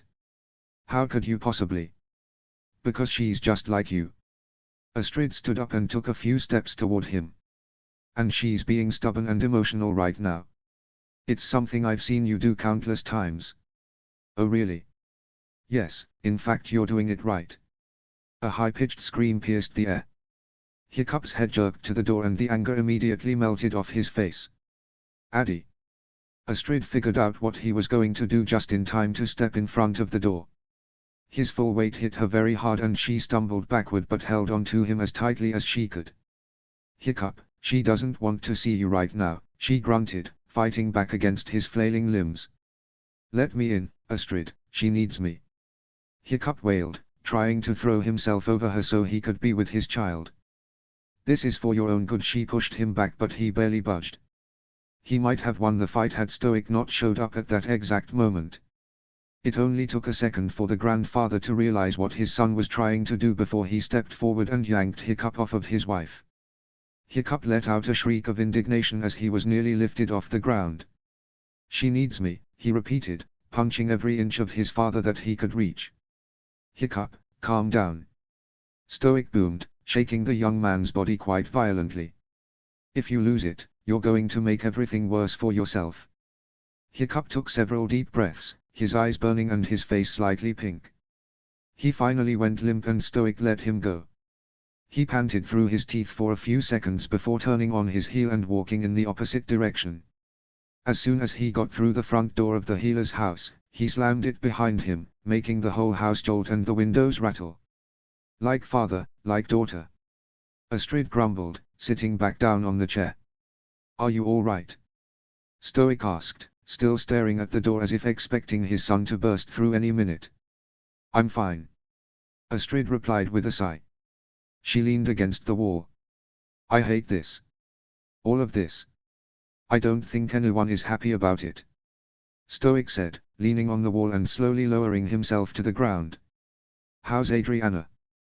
The healer said she'll be fine. I think she was screaming because of the medicine.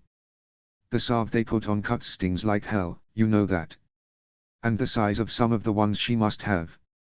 Astrid trailed off. For a moment, they were completely silent. How's Trista? Upset, understandably. She stopped shouting once we locked her up. Heard her crying when I walked by on the way here. I don't blame her, both her dragons were killed. I guess seeing what they did to Adriana must have made our dragons angry enough to, but it doesn't matter. Stoic put his face in his palm. Serves her right. Astrid muttered, not making eye contact with her father-in-law. Does it? Stoic looked up. She has spent her life paying for my mistake. If I hadn't been a coward back then, none of this would have happened. She could have risen above it. Astrid said through gritted teeth. I caused my brother's death and I didn't let it define me. That was an accident. Far as the village was concerned, Trista killed Hiccup deliberately. Well, now she's done something just as horrible. Astrid shouted, her voice wrought with emotion. You can't just let her go this time. You think I don't know that? Stoic muttered, wiping his face with his hand. This isn't about my obligation to her as my sister anymore. It's about my duty to protect my grandchildren. But how can I choose their lives over hers? I'll just be doing exactly what she expected. So you think Anna should have to spend the rest of her life looking over her shoulder? Astrid countered, leaning forward so that he could see her in his peripheral vision. No. Stoic replied. I will do what I have to do. I just pray that it won't be. An odd gurgling noise came from the outside of the house. Both Stoic and Astrid looked up at the door, surprised at the sound.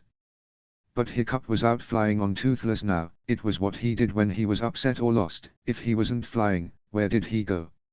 In an instant, father and daughter-in-law knew exactly where Hiccup had gone. "Oh no you don't," Astrid muttered, immediately jumping up and bolting out the door just behind Stoic. The prison was on the other side of the village, but at the rate Hiccup was probably going, he would have to be there by now. Stoic and Astrid ran as fast as they could and brushed past the guards, who looked thoroughly confused. Hiccup was fumbling with the lock on the cell. Stoic took a brief moment to thank the gods that the lock had a faulty mechanism that required a funny turn of the key to pop open, something he had been planning to tell his son for years but had always forgotten. Trista sat against the wall watching him with mild fascination. She barely seemed to notice her brother and niece-in-law enter. "You will pay for this," Hiccup muttered savagely, struggling with the lock. "I'm going to rip you to pieces like you did my uncle." "Put down the key, son," Stoic commanded in a gentle voice. "No. I'm not letting her get away. She's going to pay for what she did to my daughter." Hiccup snapped, his eyes never leaving the lock. "I said put down the key. Don't make me drag you away, Hiccup." "No." Stoic, true to his word, stomped forward and yanked his son backwards. Hiccup let out his second outraged yell of the night as he kicked and punched everything he could reach. "No," he screamed, unaware of several tears slipping down his face. "I will kill you. You hurt my daughter and I will kill you." Trista let out a derisive laugh and Hiccup felt his blood boiling within him. He felt hot with a rage, a hatred the likes of which he had never known was possible. He fought as hard as he could against his father, but Stoic was too strong for him. Screaming insults and threats until his throat was hoarse, he found himself forced out of the prison and deposited on the ground next to it. "Double the guard. See that this doesn't happen again," Stoic said to the nearest guard, who nodded. "Let me in," Hiccup cried, throwing himself against his father. But Stoic wasn't called Vast for nothing. "Let me deal with her. Let me do this. Your job is to be there for Adriana," Stoic said calmly, grabbing his son's shoulders. "Leave Trista to me. She hurt Addie. She hurt her." Hiccup screamed, not listening to a word his father was saying. "She has to die. Last I checked, I'm still chief and it's my decision. Trista will be dealt with. Now go back to the healers." Stoic gave Hiccup a shove in the direction of the healer's house, but the young man was having none of it. "I'm not leaving until she's dead and I don't care how it happens." "Yes you are," Stoic shouted, his patience finally spent. He suddenly slammed his son against the outside wall of the prison. Hiccup's eyes widened in shock. "If you seek out revenge, you will be no better than she is. Your responsibility right now is to be there for your child. If you want her to trust you again, set a good example for her. Do you understand me?" Hiccup's mouth opened but no sound came out. Finally, he looked defeated and Stoic lowered him to the ground. As they walked back to the healer's house, Stoic saw Astrid put a hand on his son's shoulder but Hiccup shrugged it off. He turned away and took a deep sigh before nodding to the guards, who allowed him back into the prison. "Well, that was quite exciting, wasn't it?" Trista asked in a casual voice as he walked in. Stoic didn't respond. He pulled out a chair and sat down, facing Trista through the bars. For a moment, all was silent. "Give me a reason," Stoic muttered, leaning in slightly. "Just one reason to let you go again." "What do you mean? What kind of reason?" Trista asked, a small smile on her lips. "A reason to let you live." Stoic finally looked down at his fists balled in his lap. "You're my sister. I don't want to do this." "Do what?" "Have me killed." Trista's chuckle seemed to suck out anything remotely pleasant. "What you did to Adriana was inexcusable. If you were anyone else, you'd already have been shipped off to the Berserkers for an immediate execution." Stoic finally met her cold grey gaze. "I want to give you a chance. You didn't kill Hiccup. You didn't do anything to deserve what happened to you. Let me show you mercy. I don't want your pity." Trista sneered. "You took everything. You kept the drawing," Stoic exclaimed very suddenly. "The one I made of you when I was scarcely older than Adriana. All these years and you still kept it." Trista slowly nodded. "You're right. I did. At first it was because I still cared about you.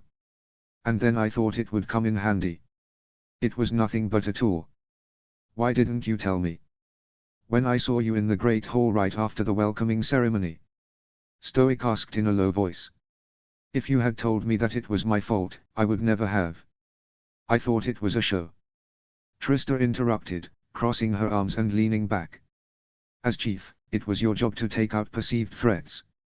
Everyone else thought I did it. Of course you had to act like you did too. She paused for a moment, not meeting his gaze. I never imagined that you truly believed your own lie. I was frightened. I saw my father beating you within an inch of your life and I was frightened. I was a coward. If I could take back that day. You can't. You brought this on yourself. Trista suddenly leaned forward, a large smile on her face. You deserved all the heartache, all the anguish, and you know it. Yes. I deserved it. Adriana didn't. She was innocent. You've taken that from her. You've forced her to doubt her own parents. I don't care what happens to me, but if Adriana never recovers from this ordeal, then your relationship with your son will never be repaired. It'll have to do. Stoic shut his eyes tight, breathing deeply through his teeth. She will recover, he said at last. She's her father's daughter. I have faith in her. You favored Finn. Trista placed her head in the palms of her hands. Didn't even notice her most of the time. That was a mistake. I made the same mistake as our father. Stoic stood up and began to pace back and forth. But Hiccup is a better man than us both. Yes, he is. He's a hero. You may have slain thousands of dragons, split rocks in two with your skull, and saved Berk from Odin knows how many attacks. But you still had a prejudice. You still allowed the ideas of our father to cloud your judgment. Something Hiccup could never do. Trista finally leaned back once more. That's why I had to break him. Because that would be the only way to break you. Stoic stopped pacing for a second to stare at her. That's why you took Adriana. I was wondering. I thought it would have been more logical to take Finn, him being the heir, but Adriana, that would break Hiccup the most. And, by extension, me. He blinked a few times and continued to pace. You've always been clever, but this, well, this was brilliant. I studied for a long time. Hiccup would do anything for his family. Especially his oh so precious little girl.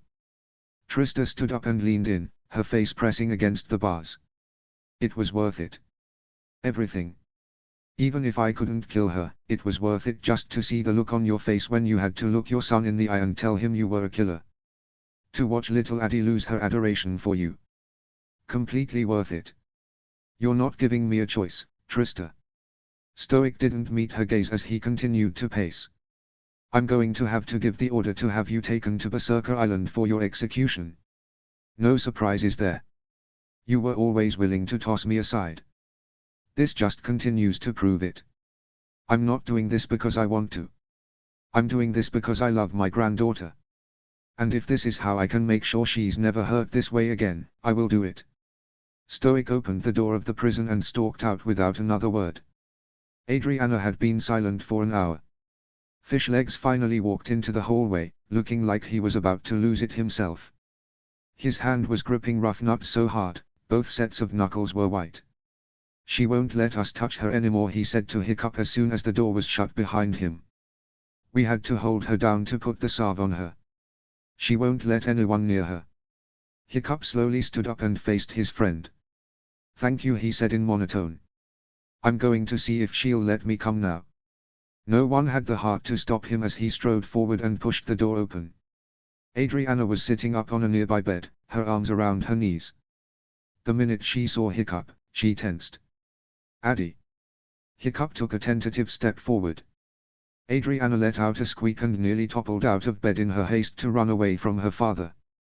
Hiccup took several gulps of air, his eyes were burning, but he couldn't cry in front of his daughter. Seeing her daddy cry would probably frighten her even more. He was supposed to be strong for her. That was his job. To be strong and to protect her. It was all he had left. I'm not going to hurt you, baby. I would never do that. He stepped forward again and watched as his beautiful little girl backed up against the wall and stared at him with a fear he had never seen before in her wide green eyes.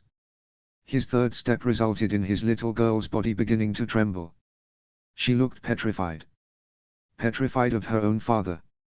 His throat began to constrict as he suddenly couldn't restrain his emotion.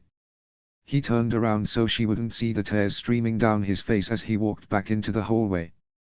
The moment he was out of her sight, he sniffed and wiped his face with the back of his hand. He leaned against the wall and slid down so he was sitting on the floor. Hiccup. Astrid gently placed a hand on his shoulder. Her husband looked up at her and her heart nearly burst open. There was no hope anymore. No trace of optimism. Just pain etched into his features. It made him look much older. "She's not Addie," he whimpered. "She's back and she's safe, but she's not my Addie." His face fell away from her gaze and focused on the floor. All emotion melted off of it, like the life had drained away. He continued to draw breath more as a reflex than anything else. Astrid's hand tightened on his shoulder but he made no move.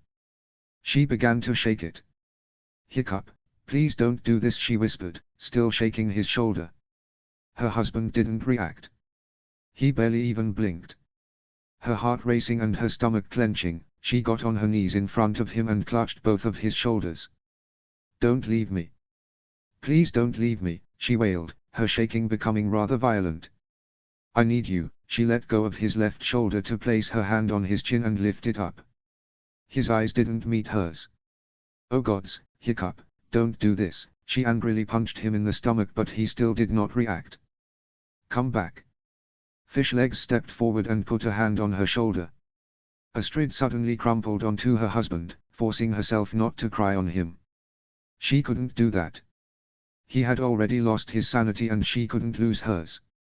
She took several ragged breaths as the hand gently massaged her shoulder. "We're going to get through this," Fishlegs whispered to her. "I promise." It was the only hope Astrid had.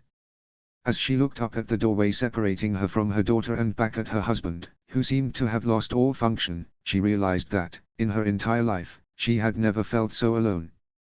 Chapter 15, Last Day. Notes. See the end of the chapter for notes. Chapter text. Stoic made certain that Trista was on the ship to the Berserkers at dawn the next morning. She held her head high, a sort of dignity emanating from her. She knew where she was going. She knew she wouldn't be returning. And she had accepted her fate. If only the same could be said for the hooligan chief. He had been up most of the night trying to convince his son to snap out of whatever had taken over. But Hiccup remained unresponsive. Even when he moved, usually to use the outhouse, he seemed dizzy. Like everything was instinct. He didn't seem aware of what he was doing. And with his owner in a catatonic state, Toothless had never been so depressed. Like Hiccup, he refused to eat or to sleep, instead deciding to curl up next to his human and try to be of some comfort to him. The young man acted like he didn't even know his own dragon. Stoic briefly thought of bringing in Finn to try to get some reaction out of Hiccup but he immediately quashed this idea. Finn would surely be alarmed at the sight of his father in such a state. With his granddaughter already broken, Stoic didn't want to risk the same thing happening to his grandson. "Set sail," he said to the closest hooligan once they had all boarded the boat. As the coast of Berk slowly disappeared into the horizon, Stoic took a deep breath and wondered if things would ever go back to normal. And then, as the memory of his actions on the day his brother had died brimmed to the surface, he was certain that they never would. "Is Anna gonna tow home?" Finn asked Snotlout, gripping the man's hand very tightly on the way to the Great Hall. "Of course she will. She's just a little sick," Snotlout explained, his stomach tightening as he prayed that the child would stop asking questions.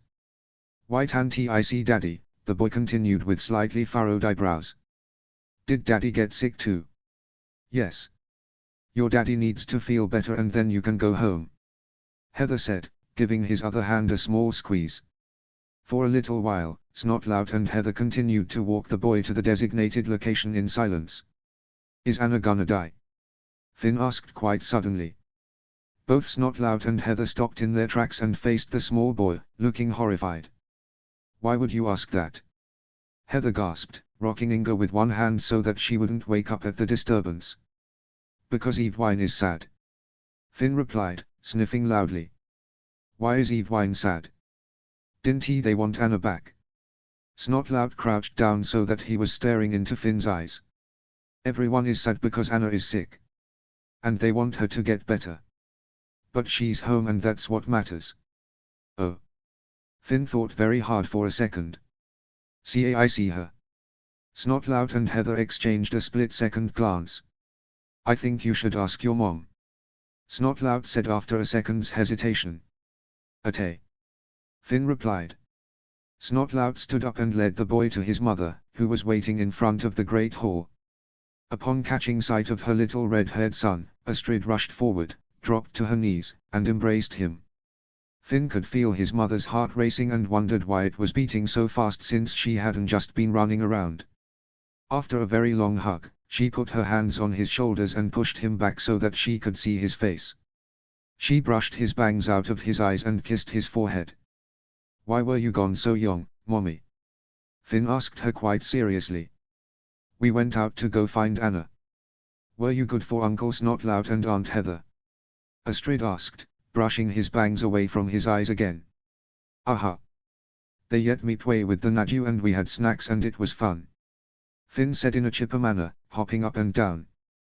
They let me see the baby too and she was cute. Astrid exchanged looks with her son's caretakers, who nodded. Finn had been very well behaved, which made things a lot easier. With Adriana in such a fragile state, the sight of her little son bright and happy made her want to cry again.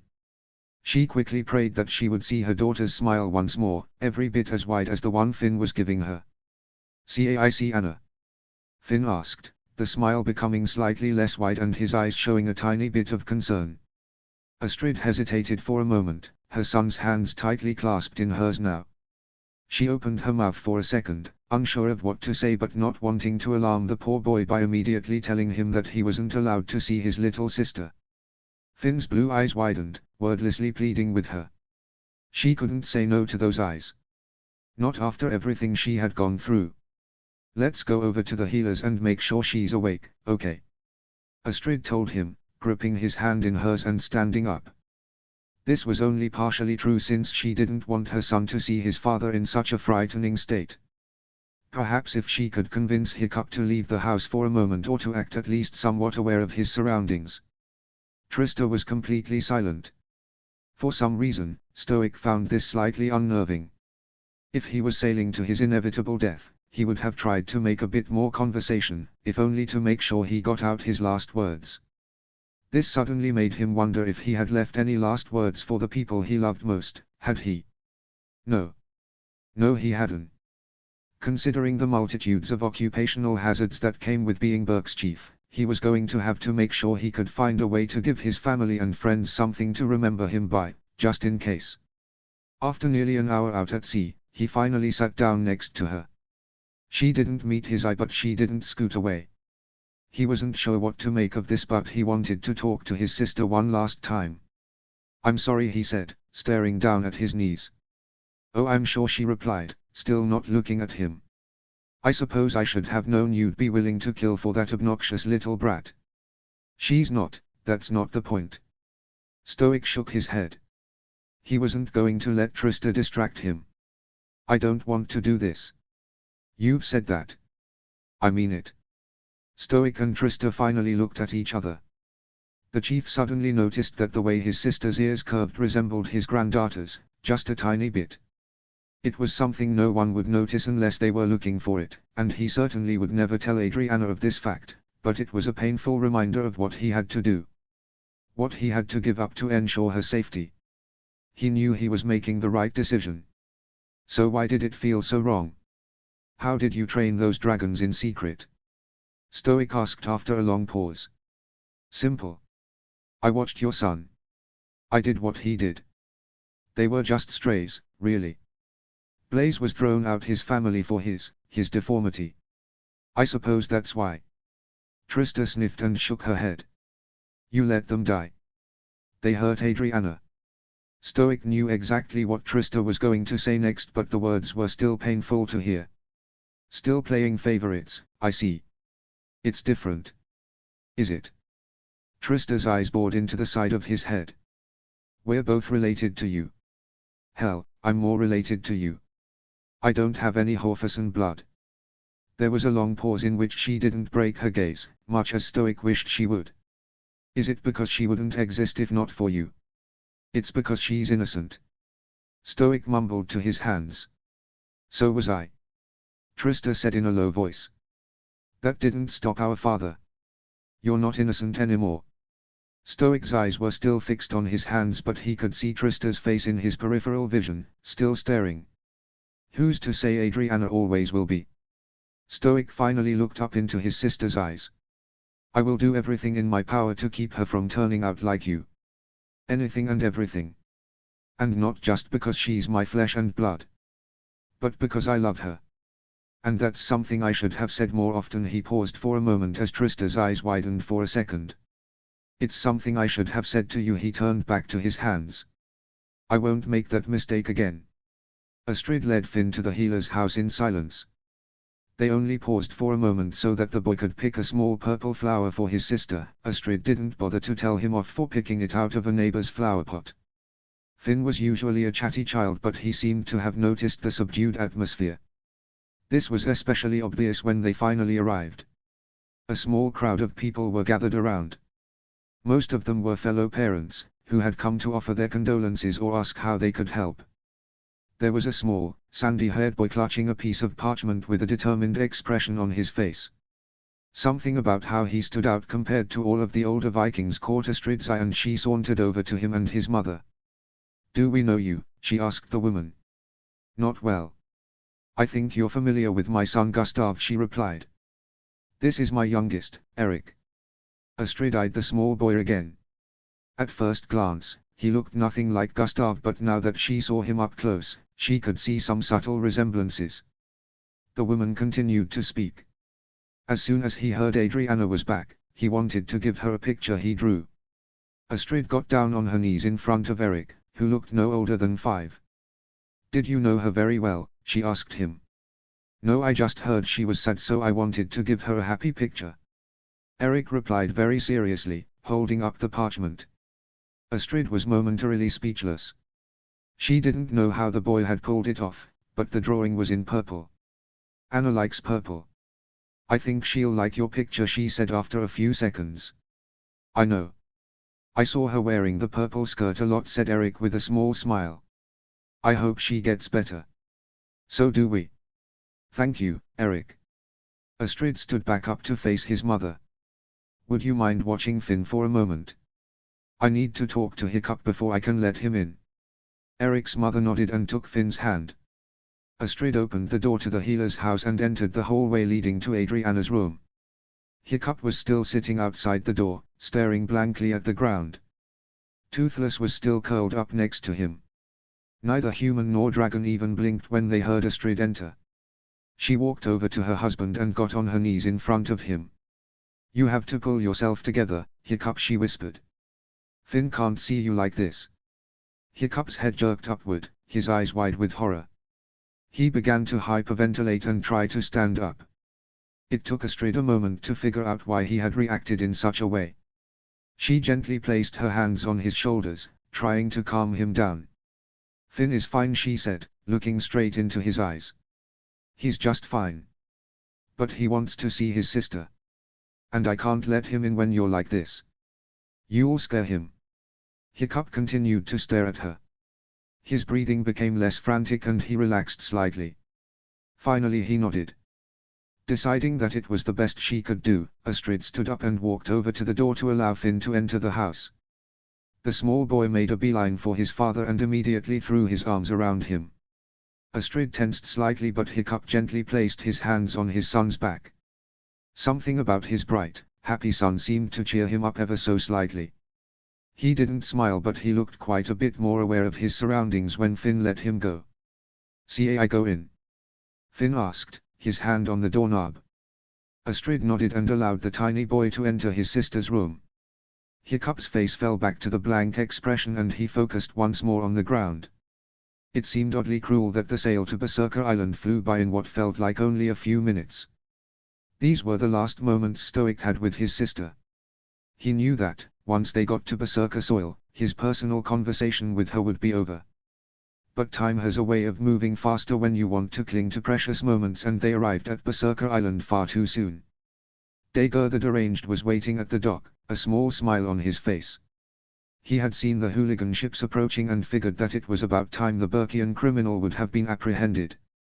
The Berserker chief loved executions, and this was going to be an especially fun one. Permission from Berk to execute one of their own, an opportunity like that didn't present itself very often, and Dager was not going to let it go to waste. "So which one of you is it?" he asked as soon as the ship docked. "That one, isn't it?" "He looks shady," he said, pointing to Spitaloot. Before Snotlout's father could retort, Trista chuckled and stepped forward. "I believe you're referring to me." Dager stared at her for a few seconds before laughing gleefully. "Should have known someone like that could apprehend a haddock." "Adriana is 3 years old, Dager." Stoic reminded him, his patience waning. "And it won't happen again, even if I have to train her every second of every day. Shall we commence? I don't like to keep the executioner waiting." Dager rubbed his hands together, still smiling widely. "He's a little impatient." Stoic took a deep breath. "Yes. We should get this over with." The hooligans and berserkers alike crowded around Trista to keep her contained. She smiled serenely, almost like she was on her way to go shopping instead of to her imminent death. They arrived at the executioner's location very soon, and a large man waited with a large axe. He smiled as they arrived, looking very excited. "Not often that I get to execute a woman," he said with a chuckle. "Allow me to have a word with Dager," Trista said quite suddenly. "Last request." "By our laws, she is permitted a last request," the executioner said reluctantly. "Make it quick," Stoic said, pushing his sister toward his enemy. Dager and Trista walked off a little ways so that no one could hear them. Stoic's stomach clenched. He had no idea what his sister was saying to the Berserker chief, but, whatever it was, it couldn't be good. Dager looked positively delighted when he emerged, Trista in tow. And the smile on Trista's face was not in any way reassuring. "Anna." Adriana looked up, her eyes wide with fear, but she relaxed when her brother strode into her room. He couldn't hurt her. He might do so once in a while by accident, but he certainly wouldn't do so now. She continued to stare at him as he walked up to her bed and deposited the flower on top of it. A tiny smile flickered onto the little girl's face, disappearing as quickly as it had come. "Get back you soon, Ate," he said with a small smile before turning around and leaving the room. He saw his parents waiting outside and briefly wondered why they had not come in to greet his sister with him. But this question melted from his mind the moment it entered, and he decided that it was a good time to go outside and play.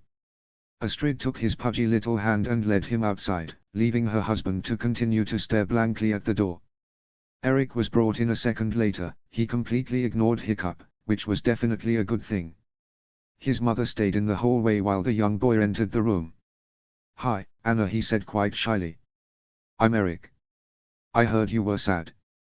So I drew you a picture. In purple, cause I heard you liked purple." He pointed to the simplistic drawing. "That's you on Toothless, see?" Anna continued to stare at this friendly stranger, but he wasn't nearly as scary as the grown-ups. She allowed the boy to come forward and hand her his drawing. It was very nice, and she did like purple. Another half smile appeared and quickly disappeared. "Well, that's why I wanted to come over. Let me know if you, wanted someone to play with," said Eric, blushing slightly and staring down at his little boots. "When you're feeling better." "Okay. Bye, Anna." When the door shut behind Eric, Anna briefly thought of taking him up on his offer. It was a really nice picture, after all. And he seemed so very nice. The time had finally come. Trista was pushed forward into the last position her body would ever take in life. Her bare neck was exposed. Yet she remained quite calm. It was like she had been expecting this moment for a long time. Well, Stoic thought, she probably had. His heart twisting, he stepped forward and knelt in front of his sister. "Trista." he said, his voice shaking. I want you to know that I'm sorry. I'm so sorry. Trista stared into his eyes and, quite suddenly, she believed him. Stoic blinked and turned to the executioner. Do it. He didn't watch. He couldn't. But the moment a horrible chopping noise reverberated around the wood, a single tear rolled down his face. Notes. Keep an eye on little Erik Larson. He's important. Winking smiley. Chapter 16, The Strongest Man in the World. Chapter text. Stoic sailed back to Berk in complete silence. He did his best to live up to his name on the voyage home, but it was exhausting. Hopefully his granddaughter would have healed enough to let him talk to her, to apologize to her. His son would never forgive him, but Adriana was a child. If anyone would be willing to forgive him, it would be her. At least she had the distinct advantage of likely forgetting most of what happened in the years to come. He knew that he never would, and neither would Hiccup. As soon as he arrived on Berk, he noticed the villagers all walking with very specific destinations in mind, all clutching their children. None of them knew the full story of why Adriana had been taken, and Stoic thought it was best that they didn't. The real obstacle he faced was having to assure the village that the children were now safe. Would anyone believe him? Hiccup's anguished sobbing earlier that week had been very audible, and it was a sound that no one was likely to forget anytime soon. By the end of the ordeal, all of Berk knew the devastation of a parent who had lost his child, and they were going to do everything they could to protect the youngest members of the tribe. The chief didn't look anyone in the eye as he traipsed home. He didn't want any sympathy, any weak encouragements. He had killed his own sister. He had ripped his family apart. As far as he was concerned, he might as well just pretend he had no family left. Goodness knows they would. Although one family member didn't seem to hate him as much as he hated himself. Gobber was sitting by his front door with a barrel next to him. At first Stoic stopped and stared, trying to figure out why his best friend was waiting for him. And then he thought it might be a good idea to ask, seeing as this was his house. Why are you here? Shouldn't you be at the forge? He asked his friend, not quite meeting his eye. Yeah, I could be there. But I had a feeling you'd be needing this. He patted the barrel. All the mead we can drink. I think we should have a little chat. I don't want to talk to anyone. Stoic muttered. Yeah, you do. You just don't know it yet. Gobber smiled and rolled the barrel through the chief's front door. Stoic felt rather irritated, but he didn't show it as he followed the blacksmith into his house. Gobber had 2 full tankards of the rather potent brew on the table within seconds. The chief sat down and took a swig, but he didn't start talking. He wanted to pretend his friend wasn't there. Heck, he wanted to pretend he didn't exist. You did the best thing for everyone. Gobber said in a low voice. I'm not so sure. Stoic replied, closing his eyes and resting his face on his palm. Trista won't be hurting anyone anymore. And that's good. But she didn't deserve this. If I had just tried harder as a kid, maybe I could have helped her. You did the best you could. Some people can't be helped. Gobber paused for a moment. If she'd killed Adriana, you'd be feeling a lot worse. I know that. Stoic stared into the amber liquid. Do you? Well then stop beating yourself up. You did the right thing. Stoic looked up, finally meeting his friend's gaze. Not for her.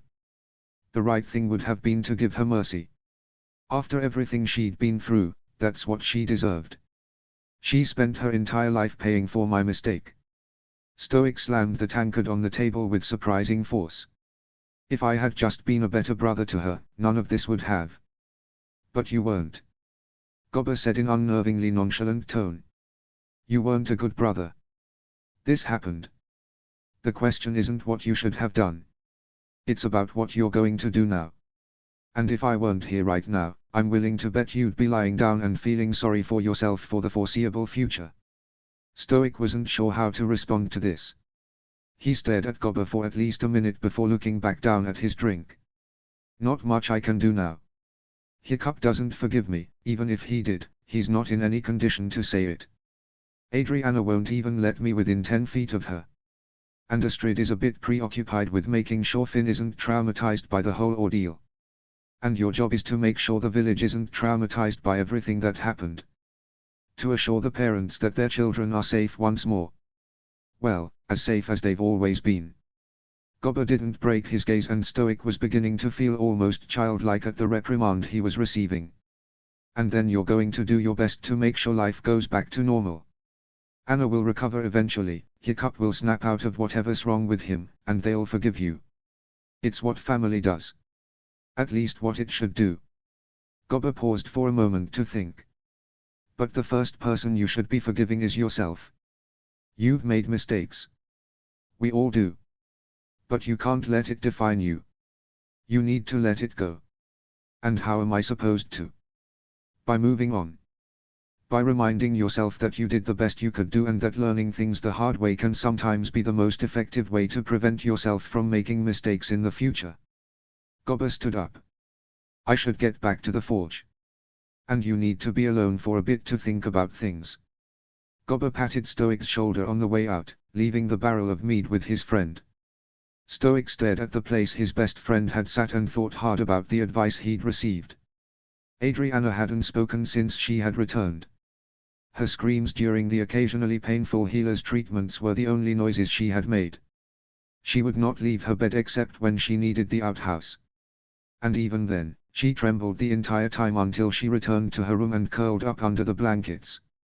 Her bed appeared to be the only place she felt safe. The healer had tried to change the sheets so that she could wash them, but Adriana refused to get up. Hiccup remained outside of her room every night.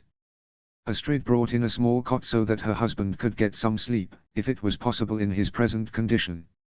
She wasn't sure, but it seemed like a good idea. The young father had spent an inordinate amount of time sitting on it and staring at nothing. The healer emerged, dismayed to see him still sitting there, his eyes drooping. You need to sleep, she said, crossing her arms in a manner that would have reminded Hiccup of his wife if he were coherent enough to string those thoughts together. There is nothing you can do for your daughter right now. If you're going to stay here, at least go to sleep. I'll wake you up if anything happens. Hiccup vaguely heard the word daughter flit through his subconscious and, as a result, managed to comprehend the rest of the sentence. He nodded once to show that he understood. I've decided not to give Anna the herbal tea that helps her fall asleep tonight. I think she needs to learn to sleep on her own as soon as possible, she added. If she has trouble, she knows where to find me. Did you understand? The sound of his daughter's nickname was enough to keep Hiccup from missing the entire speech. He nodded once more. The healer decided that this was the best response she was going to get, so she decided to turn in a little early. Dealing with Hiccup was turning into a harder task than dealing with his fearful and incredibly fragile little girl. Hiccup's mind tried to make sense of the words he had just heard. The healer wanted him to sleep. She would wake him up if anything happened. He was pretty sure that was what she had said. His eyes nearly forced themselves shut. On some level, he realized that he did need sleep. His baby would be sleeping, was there any point in staying up anymore? She didn't want to see him, after all. The young father slowly lowered himself so that he was lying on his side. The second his head hit the pillow, he fell asleep. It had been 4 days. 4 days since Adriana had vanished. Astrid was struck with this sudden realization as she walked her son back to their house. So many things had changed, she honestly felt like it had been much longer. But it hadn't. Every minute had felt like an eternity. Honestly, the last 4 days had felt like 4 weeks. A month's worth of emotions all concentrated into a small time frame. It was a wonder she hadn't gone as crazy as her husband. Well, she still had time. But with Finn gripping her hand, now wasn't the most opportune moment for a breakdown of any kind. The Haddock home looked the way they had left it. The remains of the shattered hourglass were still strewn out all over the floor in the corner of the room. Finn had asked about this, but his parents had assured him that it wasn't something with which he needed to concern himself. The tendency of most children to believe that every word their parents uttered was entirely truthful had proven itself most beneficial, for the child did not press the issue. The hour had turned quite late. Finn had spent the day playing with several other boys his age, so he was getting very tired. For a bit of extra security, Though Astrid knew it wasn't necessary, Lotus had agreed to spend the night with them since Hiccup wouldn't leave the healer's house. Astrid would have preferred to have her husband keep her company on her first night at home since the one they had spent in tears over their daughter's possible fate, but he refused to leave. She supposed that she needn't have been surprised. If there was one thing that could weaken Hiccup and turn him into a vulnerable, over-emotional mess, it was the worry he had that a family member, dragons included, might not be okay. Astrid climbed the stairs in silence, her little boy in tow, and tucked him into his bed. She glanced at the dragons her husband had painted the same day as he had painted Adriana's butterflies, and she felt a pang of fear. Would Hiccup ever return to normal? Would Adriana ever return to normal? Was she sitting in the room of the one remaining person in her family who hadn't lost his or her sanity? Mommy. Finn's voice snapped her back to reality. She focused her attention on her son, gently brushing his bangs out of his eyes. What's wrong with Daddy? He had noticed. Well, she supposed, it wasn't like he was completely blind. Daddy is very sad that your sister is sick. Astrid explained in a gentle voice. Will he get better? The little boy asked, his eyes shining with concern. I hope so, the young mother replied before kissing her son on the forehead. But I think we're going to have to pray for a miracle. Hiccup jerked awake, the high-pitched noise ringing in his ears. What had made such a jarring sound? He rubbed his eyes and slowly sat up as a second noise pierced the air. A scream. Addy. The young father bolted out of bed and threw open the door. Adriana was thrashing around in her sleep, screaming so loudly that it was a wonder the healer had managed to stay asleep. Hiccup reached her bed in seconds, his stomach twisting. This was, by far, the worst nightmare he had ever seen her have, and it was almost as terrifying for him as it was for her. Addy, it's okay, he said in a voice just loud enough to awaken his daughter and just soft enough so that the healer could remain asleep. The little girl's wide green eyes flew open and, for just a second, she looked petrified. She took several deep, shaky breaths. And then the image of her father came into view as her eyes adjusted to the dark. She shrank back, still too tired to jump out of bed to get away from him. Hiccup's heart plummeted. She still didn't want him. He had failed her. Now she would never love him again. He began to tremble with the effort to rein in his emotions, to remain strong for his child, but the effort was too great. He sank to his knees beside her bed, tears spilling onto his cheeks. His daughter was one of the gods' most precious gifts. She was his whole world, and she didn't love him anymore. He could almost feel his heart being ripped to pieces. As his tears splashed onto his hands, he didn't see his daughter's eyes widen, her jaw drop, a look of horror on her face. Adriana's heart stopped beating for just a second. Time seemed to freeze. Her daddy was the strongest man in the world. Sure, there were lots of other big, strong men like her Poppy and Uncle Gobber, but her daddy was stronger than any of them. He was stronger because he was always there for her, always loved her, always fought for her even when he couldn't, and he was crying. Her heart nearly stopped once more when she realized that she was making him cry. She had broken the strongest man in the whole world. She stared at him for a few seconds, watched his shoulders heave, heard the quiet sobs escape his throat. She could feel her heart pounding in her chest, her body began to tremble, but she couldn't let him cry. She had to do something. Her hand reached out almost instinctively and gently touched his shoulder. She didn't know what to say, so she said the only word that popped into her mind. Daddy. Her daddy looked up at her, his eyes still dripping but wide in shock. He was still shaking. Still sniffling. This was what she had done to the strongest man in the world. She suddenly felt horrible, more horrible than she had ever felt in her life, even when that cruel old woman had hurt her. She didn't like the pain, but at least it was happening to her. She couldn't stand the idea of hurting someone else. And the thought of hurting her daddy, her hero, was far too much for her little heart to handle. She could feel her eyes burning, but she blinked a few times, trying to keep herself from exploding with the misery she felt at the cruelty she had inflicted on her daddy. She reached out with her other hand and brushed her father's tears away with her thumb. Don't cry, Daddy. She struggled to say these words without bursting with suppressed emotion. Please don't cry, please don't. Her body convulsed as she let out a timid hiccup. Tears began to pour out of her eyes. It was as if a dam had burst behind her eyelids, the water flowing freely down her face, the repressed emotion over everything that had happened erupting from her all at once. She felt strong arms pull her in, holding her close, keeping her warm. She felt her daddy sit down on the side of her bed, and suddenly, he was still too far away from her. She climbed into his lap, her sobs growing louder, echoing in the still silence of the room. Her body jolted every so often with her hiccups, her heart continued to pound, she began to quiver with emotion. She vaguely felt her daddy rocking her back and forth, whispering to her and gently stroking her hair. She couldn't hear the words, but she knew what they were saying. For the first time in 4 days, she felt completely safe now that she was ensconced in the arms of the strongest man in the world. She didn't hate him.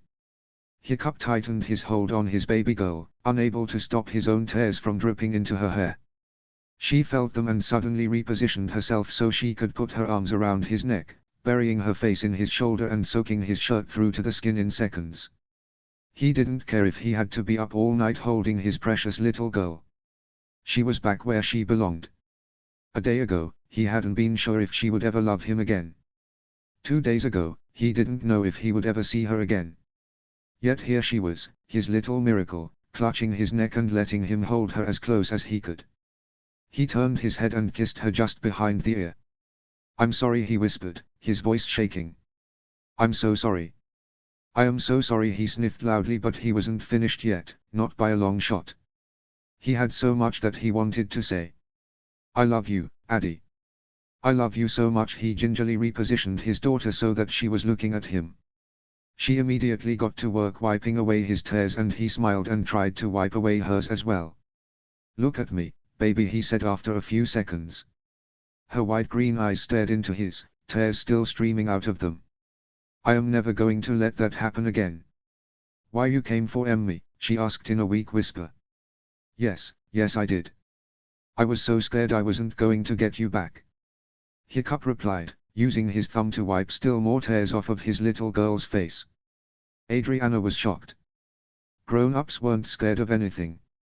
You were scared. More scared than I've ever been." Hiccup kissed her forehead. "And I'm still a little scared. Why? Because I never want to lose you again." Hiccup took her hand in his and squeezed it. "I love you, Addie. I am always going to love you. Forever and ever." Adriana stared into her daddy's still leaking eyes. "You promise?" "I promise." Her arms were around his neck again. His shoulder grew wetter as the tears began to make their way down his back. For a moment, all was silent aside from her hiccups. But suddenly, Hiccup felt his limbs and back muscles relax, and he slowly exhaled. He felt a great weight lift from his shoulders. His burden was gone. His daughter was home and safe, back in his arms where she belonged. She wasn't okay, not by a long shot. But she would be. Astrid barely slept. When she closed her eyes, all she could see was her husband's emotionless face. His dead, blank eyes staring at nothing. Every time she managed to drift off to sleep, the image awakened her and her heart pounded uncomfortably. She couldn't be away from him. Her mother was asleep in Adriana's room. If something happened to Finn, she could deal with him. But Astrid needed to go to Hiccup. She needed to hold him. Or just be with him. Even if it meant not sleeping. The sun was just beginning to rise when she padded out of bed and down the stairs as quietly as she could. She threw a coat over her nightie and braved the cold outside. The first thing she noticed when she opened the door to the healer's house was that the cot was empty. In fact, the whole hallway was empty. Her heartbeat quickened as she began to wonder where on earth her husband had gone. He never left their daughter's side, even if they were separated by a door. Unless. She opened the door to Adriana's room as quietly as she could and peeked in. The light was dim, but she could make out a large figure on the bed. Certainly a lot larger than her daughter. She tiptoed in and, once her eyes adjusted to the sparse lights, she took in one of the most beautiful things she had ever seen. Hiccup was lying down on the bed, fast asleep with an arm over Adriana. There were tear stains on their faces, but they both looked peaceful. Almost happy. Her eyes began to burn slightly as she turned away, intending to go back home and finish sleeping, but a creaky floorboard caused both father and daughter to awaken immediately.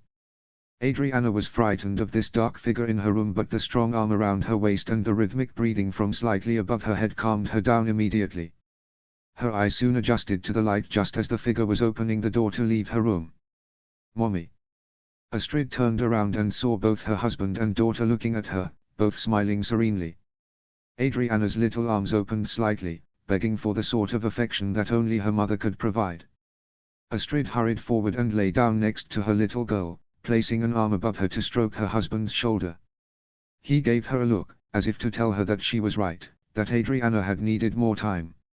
She let go of his shoulder to gently brush her daughter's hair out of her face so she could kiss her little forehead. Adriana snuggled in closer to her mother, and both of her parents instantly reached up and placed an arm around her from both sides. Astrid closed her eyes, overjoyed that she was finally holding her baby, and fell asleep instantly. Hiccup fell back to sleep moments later. Adriana stayed awake a little longer. She briefly wondered why she had ever doubted her parents' love. She could feel the warmth radiating off of their bodies, the arms holding her, and she felt safe. In fact, she was certain that she was the safest little girl in the whole world. Chapter 17, Healing Process. Chapter text. Warm. Safe. Comfortable. Adriana's eyes fluttered open after the best night's sleep she'd ever had. She could feel an arm around her waist, the hand resting on her lower back, but there was no hand on her stomach. She sleepily turned her head to find out why her daddy had stopped hugging her, and her heart dropped. The side of the bed upon which he had slept was empty. Her eyes widened. "Daddy," she whispered. "Nothing." "Daddy." Complete silence. She sat up and stared around the room, feeling her heart begin to pound in her eardrums when she realized that her daddy really wasn't there. Astrid stirred slightly, awakened by her daughter's frantic voice. The moment her eyes were clear, she saw her little girl shaking, her breathing labored, and her eyes wide with fear. "Where's Daddy?" she asked, tears welling up in her eyes. "Why did Daddy leave?" "He just stepped out for a minute. He'll be back," Astrid assured her. This didn't seem to reassure her. Her lower lip quivered and several tears began to trickle down her face. Astrid sat up and put her arms around the trembling child, praying that Hiccup would return soon. Adriana was going to have her very first panic attack if he didn't.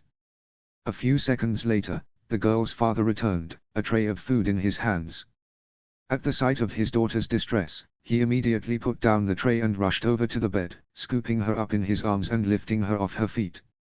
She immediately hugged his neck. He could feel her heart pounding through her nightshirt. "Addie, it's okay." "Hey, I was only gone for a minute," Hiccup whispered. "I just wanted to make sure you'd get breakfast." "Doesn't that sound good?" "Don't go away," the girl wailed. "I will always come back for you. Always," Hiccup promised her, now sitting against the headboard of the bed. "You want some breakfast?" Adriana stared at the food for a few seconds before timidly nodding. Hiccup smiled and wiped her tears away with his sleeve before placing her back on the bed and crossing the room to pick up the food. The moment the tray was balanced on his lap, the three of them began to eat in what was probably the most impolite way imaginable. None of them had eaten much over the last few days and they were suddenly ravenous. It was quiet for a few minutes as the food diminished into nothing but a few bones and crumbs. Just as they were putting the tray aside, the healer bustled in, took one look at the family, and smiled. "Now that's more like it," she exclaimed. "Feeling better, Anna?" Adriana nodded, not smiling but not looking fearful anymore. The healer walked over to the child, who recoiled slightly, her eyes wide. "I'm not going to put any medicine on your back, honey. I just want to see how it's healing, okay?" The healer knelt next to the bed. "You want to get better, don't you?" Adriana slowly nodded but made no move to lift the back of her shirt up. Hiccup took her hand and squeezed it. "You're okay, Addie," he assured her. She looked up at him, her eyes wide. He gave her a reassuring smile and patted her back. She winced slightly, making Hiccup feel incredibly guilty for irritating her sensitive skin, but lifted her shirt to reveal her back to the healer. "Your cuts look much better, Anna. Do you want to go home today?" the healer asked, gently lowering the shirt so that it didn't irritate her back anymore. Adriana nodded and placed her arms around her father's midsection, burying her head in his chest. In that moment, Hiccup knew exactly what his fragile little girl needed most. "Do you want me to carry you home?" he asked, turning his head so that he was staring down at her, sure to be visible in her peripheral vision.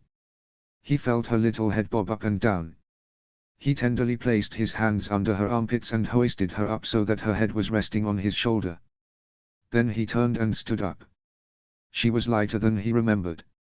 Or perhaps he was imagining it. No, she definitely was lighter and thinner. He could feel each individual bone in her ribs. Had Trista fed her at all? He waited until Astrid had gotten up before taking her hand in his and walking out into the sunny day. Adriana wrapped her arms around his neck and began to tremble. He tightened his hold on her. "No one's going to hurt you, baby," he whispered to her. She sniffled, but the distinct lack of hiccups meant that she hadn't started crying. This was definitely progress. The moment they arrived at home, they spotted Finn at the table sitting across from Lotus, who brightened up at the sight of Adriana on Hiccup's shoulder. "Anna. You back?" Finn squealed excitedly. He wanted to hop up and greet his parents and sister, but the look of fear on Adriana's face made him pause. He exchanged looks with Lotus. "You want to get down, Addie?" Hiccup asked his daughter. She paused for a moment before nodding timidly. Once her feet met the soft, earthy floor, she stood next to her daddy's legs, not feeling confident enough to step forward. Lotus rose from her seat and walked over to her. Adriana watched her with wide eyes but made no move to run away. Her grandmother knelt in front of her. "Welcome home, Anna," Lotus said in a gentle voice, her arms extended. Adriana stared at her grandmother for a few seconds before taking a few shaky steps toward her. She opened her arms and wrapped them around Lotus' neck. Astrid's mother tenderly stroked her granddaughter's back. Finn stood awkwardly in the corner of the room until his grandmother and sister finished hugging. He then bounded forward, his arms outstretched. Adriana immediately threw her arms around him. Hiccup put a hand to his face, willing the emotions to stay down a bit longer. He had wondered if he would ever see this again, and now that he did, he felt happier than he had since Snoggletog Eve. Stoic hadn't emerged from his house all night. It wasn't that he didn't want to take Gobber's advice, he did, but he wasn't quite ready to face the world. The next morning, he awoke quite late. This wasn't surprising considering how little sleep he had gotten. He was nibbling on a bit of bread when Gobber pushed open his door. "I'll be out in a bit," Stoic said automatically. He didn't feel like being lectured. "That's not why I came." Gobber hobbled over to the table and sat down. "I saw Hiccup and Astrid walking home with Anna. Seems she's forgiven them for what happened. Was practically attached to Hiccup," he sighed. "She's got a lot of healing left. I'm glad she's getting better." Stoic didn't meet his friend's eye. "She's forgiven her parents.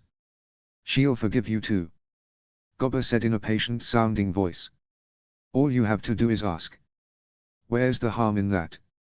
"Yes, where indeed." Stoic placed his head on his hand. "Thank you, Gobber. I do need to talk to Hiccup about something. I'll wait until tomorrow. Let Adriana get accustomed to being home. And I'll make sure you actually go." Gobber narrowed his eyes at his best friend. Stoic smiled. "Oh, I was counting on that." It was a long day of quiet playtime with the family. Adriana seemed to relax more with each passing hour. When night finally fell on Burke, Astrid tucked Finn into bed, leaving Hiccup with Adriana. "Are you going to be okay tonight?" he asked her, getting on his knees to stare the girl in the eyes. Adriana paused for a moment before solemnly nodding. Hiccup gently lifted his daughter off the ground and walked her to her room. He had deposited Adriana on the bed when the child's eyes wandered to the nightstand. "What's this?" Hiccup had completely forgotten about the stuffed night fury he had made for his daughter. Snoggletog seemed like years ago. Yet here she was, eyeing the toy suspiciously. He smiled and picked up the creature, kneeling next to her bed. "Odin brought this for you on Snoggletog. And we kept it safe because we knew that you could use a friend," he said, giving her the toy with a small smile. Adriana stared at it for a few seconds before looking back up at her father. Quite suddenly, her face broke into a gigantic smile and she hugged the stuffed dragon close to her chest. "It's a night fury like I want," she squealed. "That's right." Hiccup lovingly brushed her bangs out of her face, feeling like his heart was melting completely. "And now he can keep you safe when you sleep." "Aha," she lay down, continuing to hold the dragon close. "You sure you're okay?" her daddy asked, his fingers gently smoothing out her bangs. "Yes. If you get scared, way right down the hole," he reminded her. "Okay, daddy," she yawned widely. Hiccup leaned down and kissed her on the forehead. "I love you, Addie." The little girl reached over and took his hand. She looked him straight in the eye, a very serious expression on her face, like what she was about to say was the most important thing she had ever said. "I love you too, Daddy." Hiccup kissed her again and stood up. When he got to the door, he looked at his now placid daughter, her eyes shut and her little face looking very peaceful. He shut the door as quietly as he could and turned to the staircase. He descended each step slowly, hoping neither of his sleeping children would awaken. He paused at the bottom, waiting for Adriana to cry for him. Staring at his daughter's closed door with a worried expression, he failed to notice his wife stand next to him until she placed a warm hand on his arm. He flinched and looked at her in surprise. "It's okay. She's going to be fine." Astrid smiled gently, pulling him away from the stairs and toward their couch. "I know," he murmured, sitting down beside her. He sagged against the couch, staring at the ceiling. "We can finally relax, but I still can't help but worry for them." "For her?" Astrid leaned into his chest, wrapping her arms around him and nuzzling her cheek at the spot she could hear his heart, alive and beating. "The feeling is mutual." Hiccup wrapped his arm around her waist, his fingers gently rubbing up and down. Astrid sighed deeply, pressing herself even closer to him. He looked down at her and she had her eyes closed firmly, almost as if she was afraid to let him go. "Are you okay?" He felt her neck muscles contract for a moment when she swallowed. I'm okay. I was just so afraid." She paused. "Afraid of what?" he gently prodded. "Just, you weren't there, Hiccup. You were sitting there and no matter how much yelling or hitting I did, you never even blinked." Astrid replied quickly, the fear she felt playing in her eyes. I mean you're fine now and I'm not saying I don't blame you for what happened, but I was just so afraid I had lost you, and afraid that I'd never get you back." Hiccup frowned, wrapping his arm around her. "I'm sorry." He kissed the top of her head firmly. "I don't even remember it. I was just so afraid of losing my family." "I know you were." Astrid rested a hand on his cheek, her fingertips making a small scratching sound against his facial hair coming in. Hiccup held her hand against his mouth and kissed it firmly. He stared into her eyes for a few moments before whispering, "I won't do that to you ever again. No matter what happens, I promise not to shut you out again." Astrid's eyes pricked with tears but she ignored them by pressing her lips to her husband's. She caught his lips between hers once, twice before hugging him tighter than she had in a long time. She felt she was squishing him, but he didn't complain so she didn't let go. She couldn't let go for fear that he'd disappear. She prayed fervently that no more bad fortune would befall their family, that they could raise both their children with their sanity intact for the rest of their lives. "Sure." Hiccup hushed her suddenly. "I'm right here." She was crying. When had she allowed that to happen? Had she made any noise? How had he known? She sat up a little, wiping her cheeks with the back of her hand, her other still wrapped around his neck. She stifled a laugh. "I am so sick of crying." Hiccup gave her his signature lopsided grin. "I couldn't agree more. So let's stop crying." Astrid impulsively pushed her fingers through his hair, making him sigh lightly, his lip catching between his teeth. She breathed a laugh, pressing her lips back to his. "I love you." Hiccup breathed in the small space between their lips. "I love you more." "Impossible." Astrid breathed a laugh when he kissed her cheek. She was so happy to see a smile on his face, something she feared she'd never see again. He had spent the majority of those 4 days full of anger and hate, it was frightening to watch. She couldn't thank the gods enough for the blessing her husband's smile provided. She slid back down to rest her head on his chest, her hands clasped on the opposite side of his waist. Hiccup relaxed against the couch again, his fingers probing teasingly through her loosened braid. "So what now?" Astrid asked after a few minutes of watching the fire crackle in the pit. Hiccup raised his leg onto the stone pit and crossed his prosthetic over it, sliding deeper into the couch as he did so. "What do you mean? How do we move on? Do we just pretend it never happened?" Hiccup watched a few sparks float above their heads when a log snapped, his expression thoughtful. "No. This is going to shape Addie, our family, forever. It's going to change how a lot of people take care of their kids by way of safety." He sighed after a short pause. "Addie will probably never get away from that woman in her dreams. She'll never be able to completely move on without our help. So acting as if it never happened wouldn't benefit anyone. So how are we going to help her move on? Give her love, as much love as we can possibly give her." Hiccup squeezed her shoulder. "That's something I know for sure." Astrid nodded in agreement. She thought of her 2 children, the 2 greatest blessings life could have ever given them. Finn, her little rambunctious rascal who tirade through the village with a fervor for adventure and a big excited smile; Adriana, her precious baby girl who was compassionate to everyone she met, who hated to see people cry, who loved making people smile. She smiled. "Can you believe that less than 5 years ago we didn't have them?" Hiccup snorted. "A better question, 5 years ago, would we have ever thought that we'd have twins?" "Heck no," Astrid laughed. "We were still flying high in the sky with barely any responsibility. No worries, no responsibility." Hiccup sighed. "The good ole days. But I wouldn't trade these days for those if my life depended on it." Astrid nodded. "Neither would I." Her lips curled in a mischievous smile and she lifted her head to look at him. "For multiple reasons." Hiccup raised an eyebrow.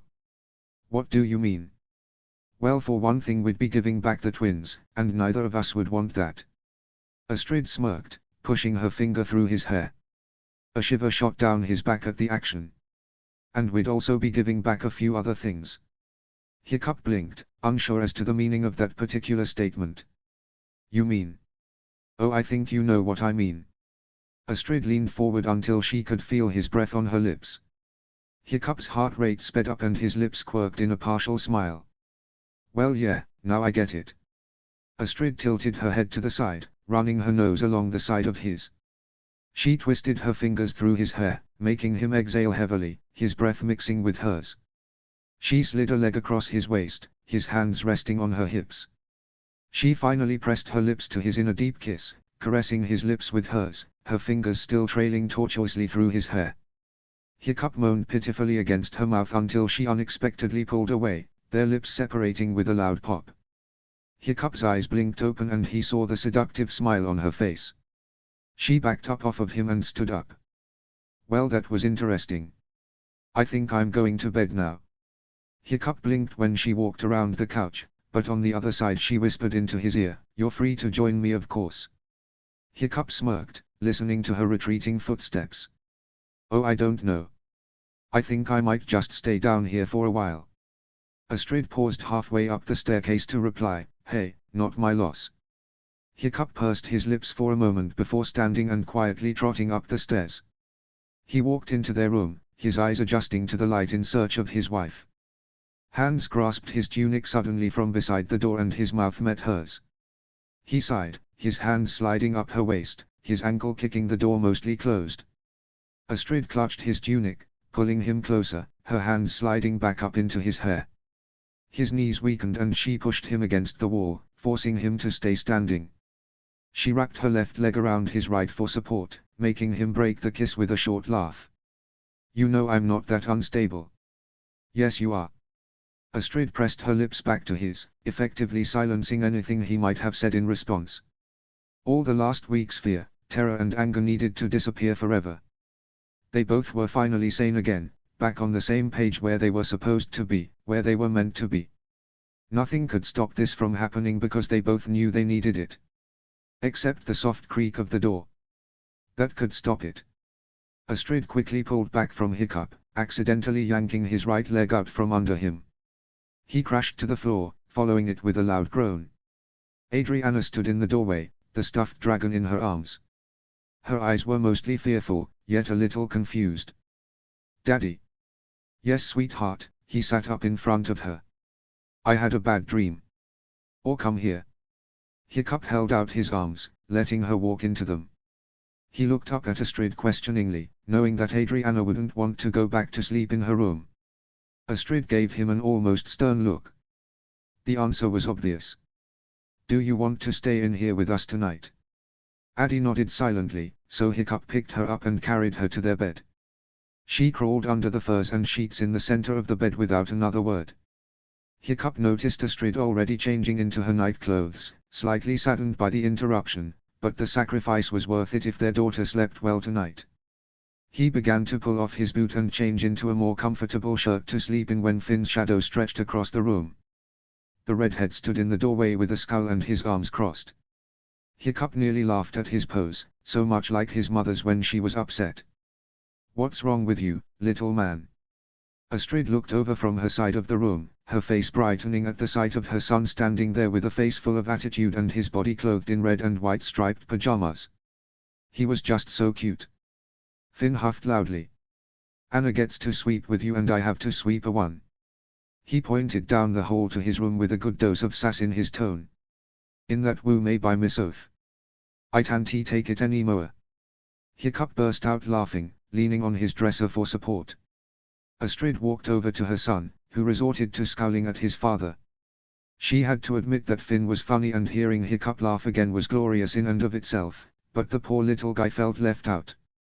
This had to be amended, or Hiccup would be sleeping on the couch tonight. The complete opposite end of the spectrum compared to 5 minutes ago. "I'm sorry, buddy." Astrid straightened his shirt. "You want to sleep with us too?" Finn smiled wide with big eyes and nodded twice. Astrid kissed his forehead and pushed him toward the bed, where he ran forward and climbed atop it, sitting beside his sister. Astrid faced her husband, who finally sighed. "This night just keeps getting better." "Yeah, I'd say so." Astrid stood on tiptoes, gently kissing his lips. He caught hers again before she could pull away, but Finn interrupted. They kissing. I don't wanna see kissing." "Oh come on Finn, just one more."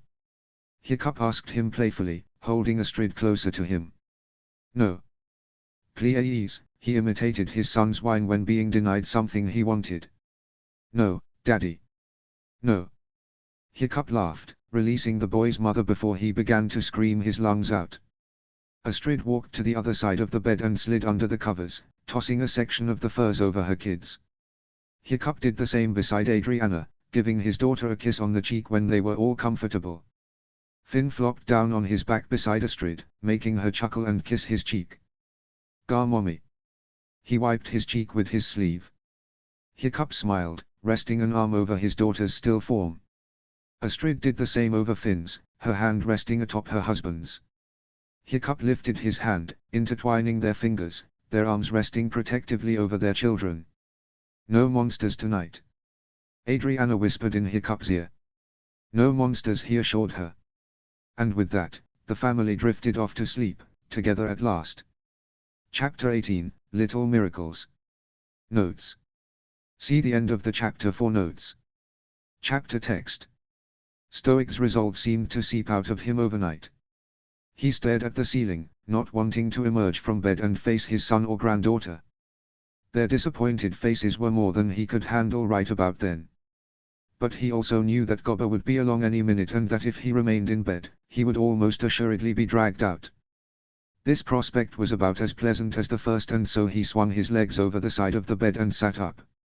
He had barely gotten himself ready to emerge from his house when Gobber hobbled over, giving him a very stern look. Stoic shook his head. "You don't have to drag me. I'm coming. I told you I would," he said, pulling open the door and facing the outdoors. The village was quite empty, in part because of the early hour but mostly because of the events of the previous days. Parents were huddled together with their children, not wanting to let them go for fear that Adriana's fate would soon befall their little ones. "You think we're a bit early?" Gobber asked, his eyes falling upon the Haddock house. They might not be awake. I want to get this over with, Stoic said firmly. Astrid's an early riser. She'll be up. The two older Vikings sauntered over to the house, breathing deeply and taking in the air. Stoic felt like these might be his last moments with his family, so he was beginning to feel like putting off the inevitable might be preferable to facing two pairs of identical cold green eyes. Gobber raised his fist and knocked on the door, feeling like formalities might be important due to the residents' sensitivity. It was opened a few seconds later by a tired-looking Astrid. Stoic. Gobber. She stifled a yawn. Hiccups barely functional. Feeling like this was more of an improvement, Stoic pushed past his daughter-in-law and looked his son, who was sitting at the table with his head resting on his palm. Hiccup visibly tensed. Dad. He said, still sounding groggy. You don't have to speak to me again after this. Stoic began, crossing the room and sitting across from his son.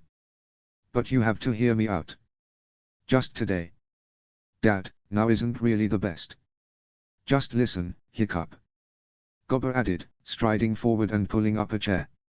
And you too, Astrid. Just let the man speak. Stoic wasn't sure whether to thank Gobber or to glare at him. But he refrained from any reaction as Astrid sat down next to her husband, looking about as rigid as he did. The group stared at each other in stony silence for a few seconds. Adriana is okay? Stoic asked at last, averting Hiccup's gaze. Of course not. Hiccup replied, his stomach twisting slightly. But she will be. Good, good. Stoic said to the table. Trista has been dealt with by the Berserkers. You're sure she's actually dead? Astrid asked in a low tone. I made sure they did it. There are at least 7 witnesses from Berk alone. She won't be back, that I can promise. Hiccup stared at his hand, which was clutching a mug so tightly, the knuckles were white. He just wanted Stoic to get out.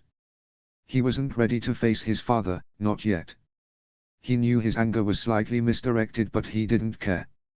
His father was partially to blame, and with Trista now dead, he was the only one to blame. Is that all you wanted to say? Hiccup asked after a few seconds of increasingly uncomfortable silence. No, well, something happened. Trista had a rather unusual last request. Stoic continued. She wanted to have a private word with Dager. I don't know what she told him, but whatever it was made him very happy. Hiccup's head shot up. Is he going to come after the kids? I don't know. Stoic said. I don't think so. He doesn't generally recycle failed plans. He knows you'll fight for them. Whatever it is he's planning is a lot more elaborate. More foolproof. Well, thank you for letting us know. The hand Hiccup used to grip the mug was shaking the tiniest bit. Look, I'm not ready to talk to you right now, Dad.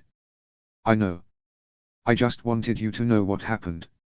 Stoic sighed deeply. I guess I'll go then. The chief slowly rose to his feet and sauntered over to the door. Gobber remained behind, fully intending to attempt to talk some sense into Hiccup and Astrid. However, the pitter-patter of tiny feet above them was sufficient to interrupt the horribly uncomfortable silences. Daddy. Adriana descended the staircase, one arm around her new Night Fury and the other clutching a doll missing one arm and one leg, affectionately named Mr. Gobcup. The moment she locked eyes with Stoic, she paused. Grandfather and granddaughter stared at each other for a few seconds, both unsure of how to react. But, quite suddenly, the girl's face broke into a big smile and she bounded down the stairs as fast as she could, sending her toys flying. Poppy, she squealed, hopping into his now outstretched arms. Stoic hoisted the child off the ground, allowing her to put her arms around his neck. Her fingers didn't even come close to meeting each other in the back, but this did not deter her from hugging him as closely as she could. Had either Stoic or Adriana been looking at the others in the room, they might have noticed the girl's parents and almost great-uncle staring at them, mouths agape. I'm sorry, Adriana. Stoic whispered, hugging the girl as tightly as he could without crushing her. I know. She whispered back. That's why I forgive you. She gently kissed him on the cheek. I love you, Poppy. Her Poppy breathed a laugh and looked straight into her eyes. You know I love you too, right? Aha. Adriana nodded enthusiastically. Hiccup slowly rose to his feet and made his way over to his father and daughter. He affectionately stroked Adriana's back but looked his father in the eye. It's not often that my 3-year-old daughter is a better man than me, he quipped. I'm not a man, Adriana said, sounding almost offended. I know you're not, sweetie. Her daddy playfully tugged a strand of her hair. What I mean to say is, I think you're forgiven, Dad. Stoic looked from one pair of green eyes to the next. Hiccup was giving him the tiniest smile and in an instant, he understood. You don't have to go right away, he said after a few seconds. I think Daddy wants you to stick around. Please, Poppy, added the child, her eyes widening and her lower lip puckering out the tiniest bit. Oh. I think I can spare a few minutes. Stoic kissed his granddaughter on the cheek. His beard tickled, almost making Adriana giggle. But she wasn't quite ready for laughter. At least, not yet. Erik Larsen was feeling antsy. He had heard that Adriana was finally taken home. He was glad for this, he didn't like seeing unhappy people. But he wasn't sure how to proceed.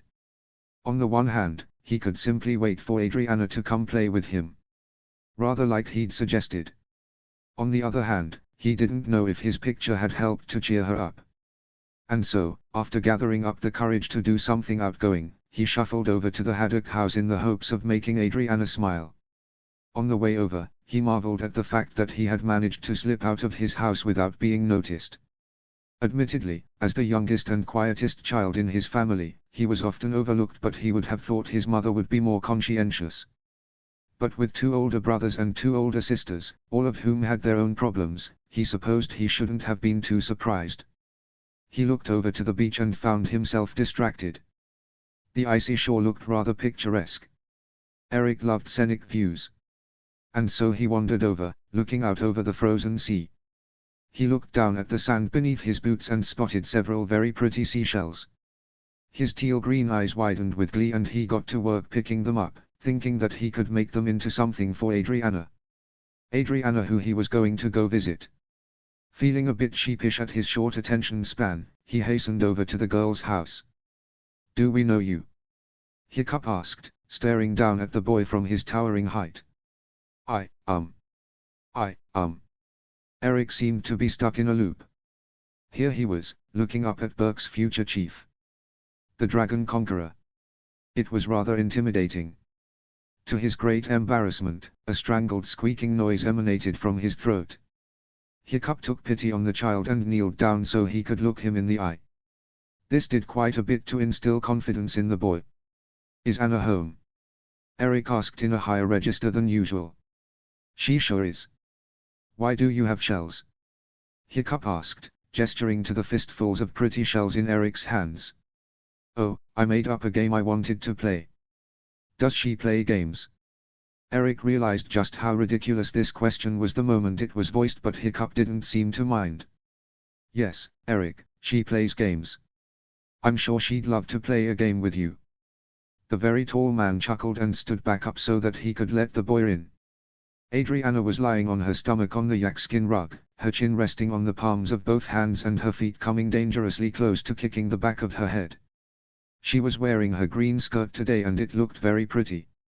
Finn was building a forge out of wooden blocks and Adriana was fascinated with the shape his creation was taking.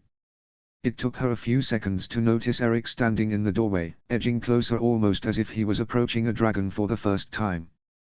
Though toothless eyes did follow this small stranger as he shuffled forward. Anna.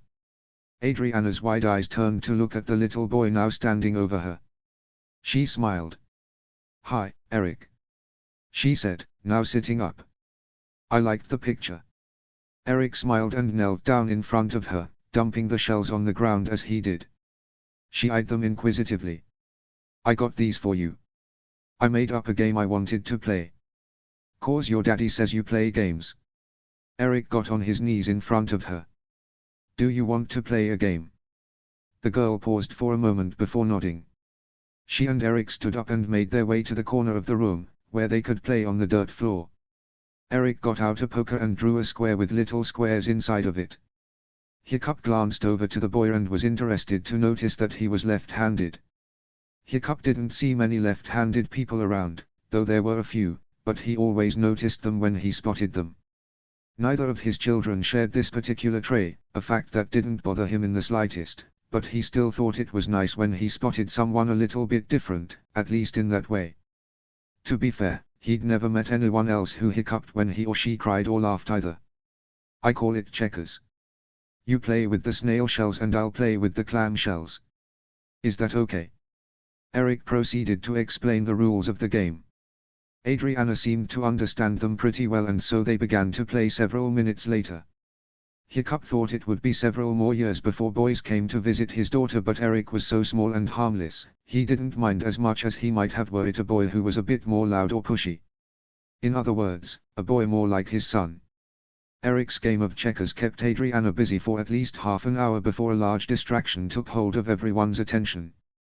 Hiccup and Astrid had been so busy glancing over at their daughter and her new friend's game that they had neglected to notice their son chasing something into a corner. He emerged moments later with something clasped inside of his hands. He immediately decided to show it to his father. "Yook, Daddy," he squealed, bounding over to his distracted father. "Yook, what I caught." Thinking he had tracked down a lizard or pretty stone, Hiccup leaned in to look at his son's outstretched hands. The boy opened them and a long, furry leg extended between his fingers. A moment later, 8 beady eyes came into view and Hiccup let out an almost girlish scream, toppling backwards in his haste to distance himself from the enormous arachnid in his son's hands. Finn let out a giggle. "What's matter, Daddy? You don't yoke my spider?" Finn asked, chasing his father, who was attempting to stand up so he could run farther. "I like your spider, buddy," Astrid exclaimed, enjoying the little scene unfolding before her. "Yes, show it to mommy, she likes furry bugs that have too many legs and eyes." Hiccup recoiled even farther, shuddering slightly. "Yes, well, is it really so surprising considering I married a man with too few legs?"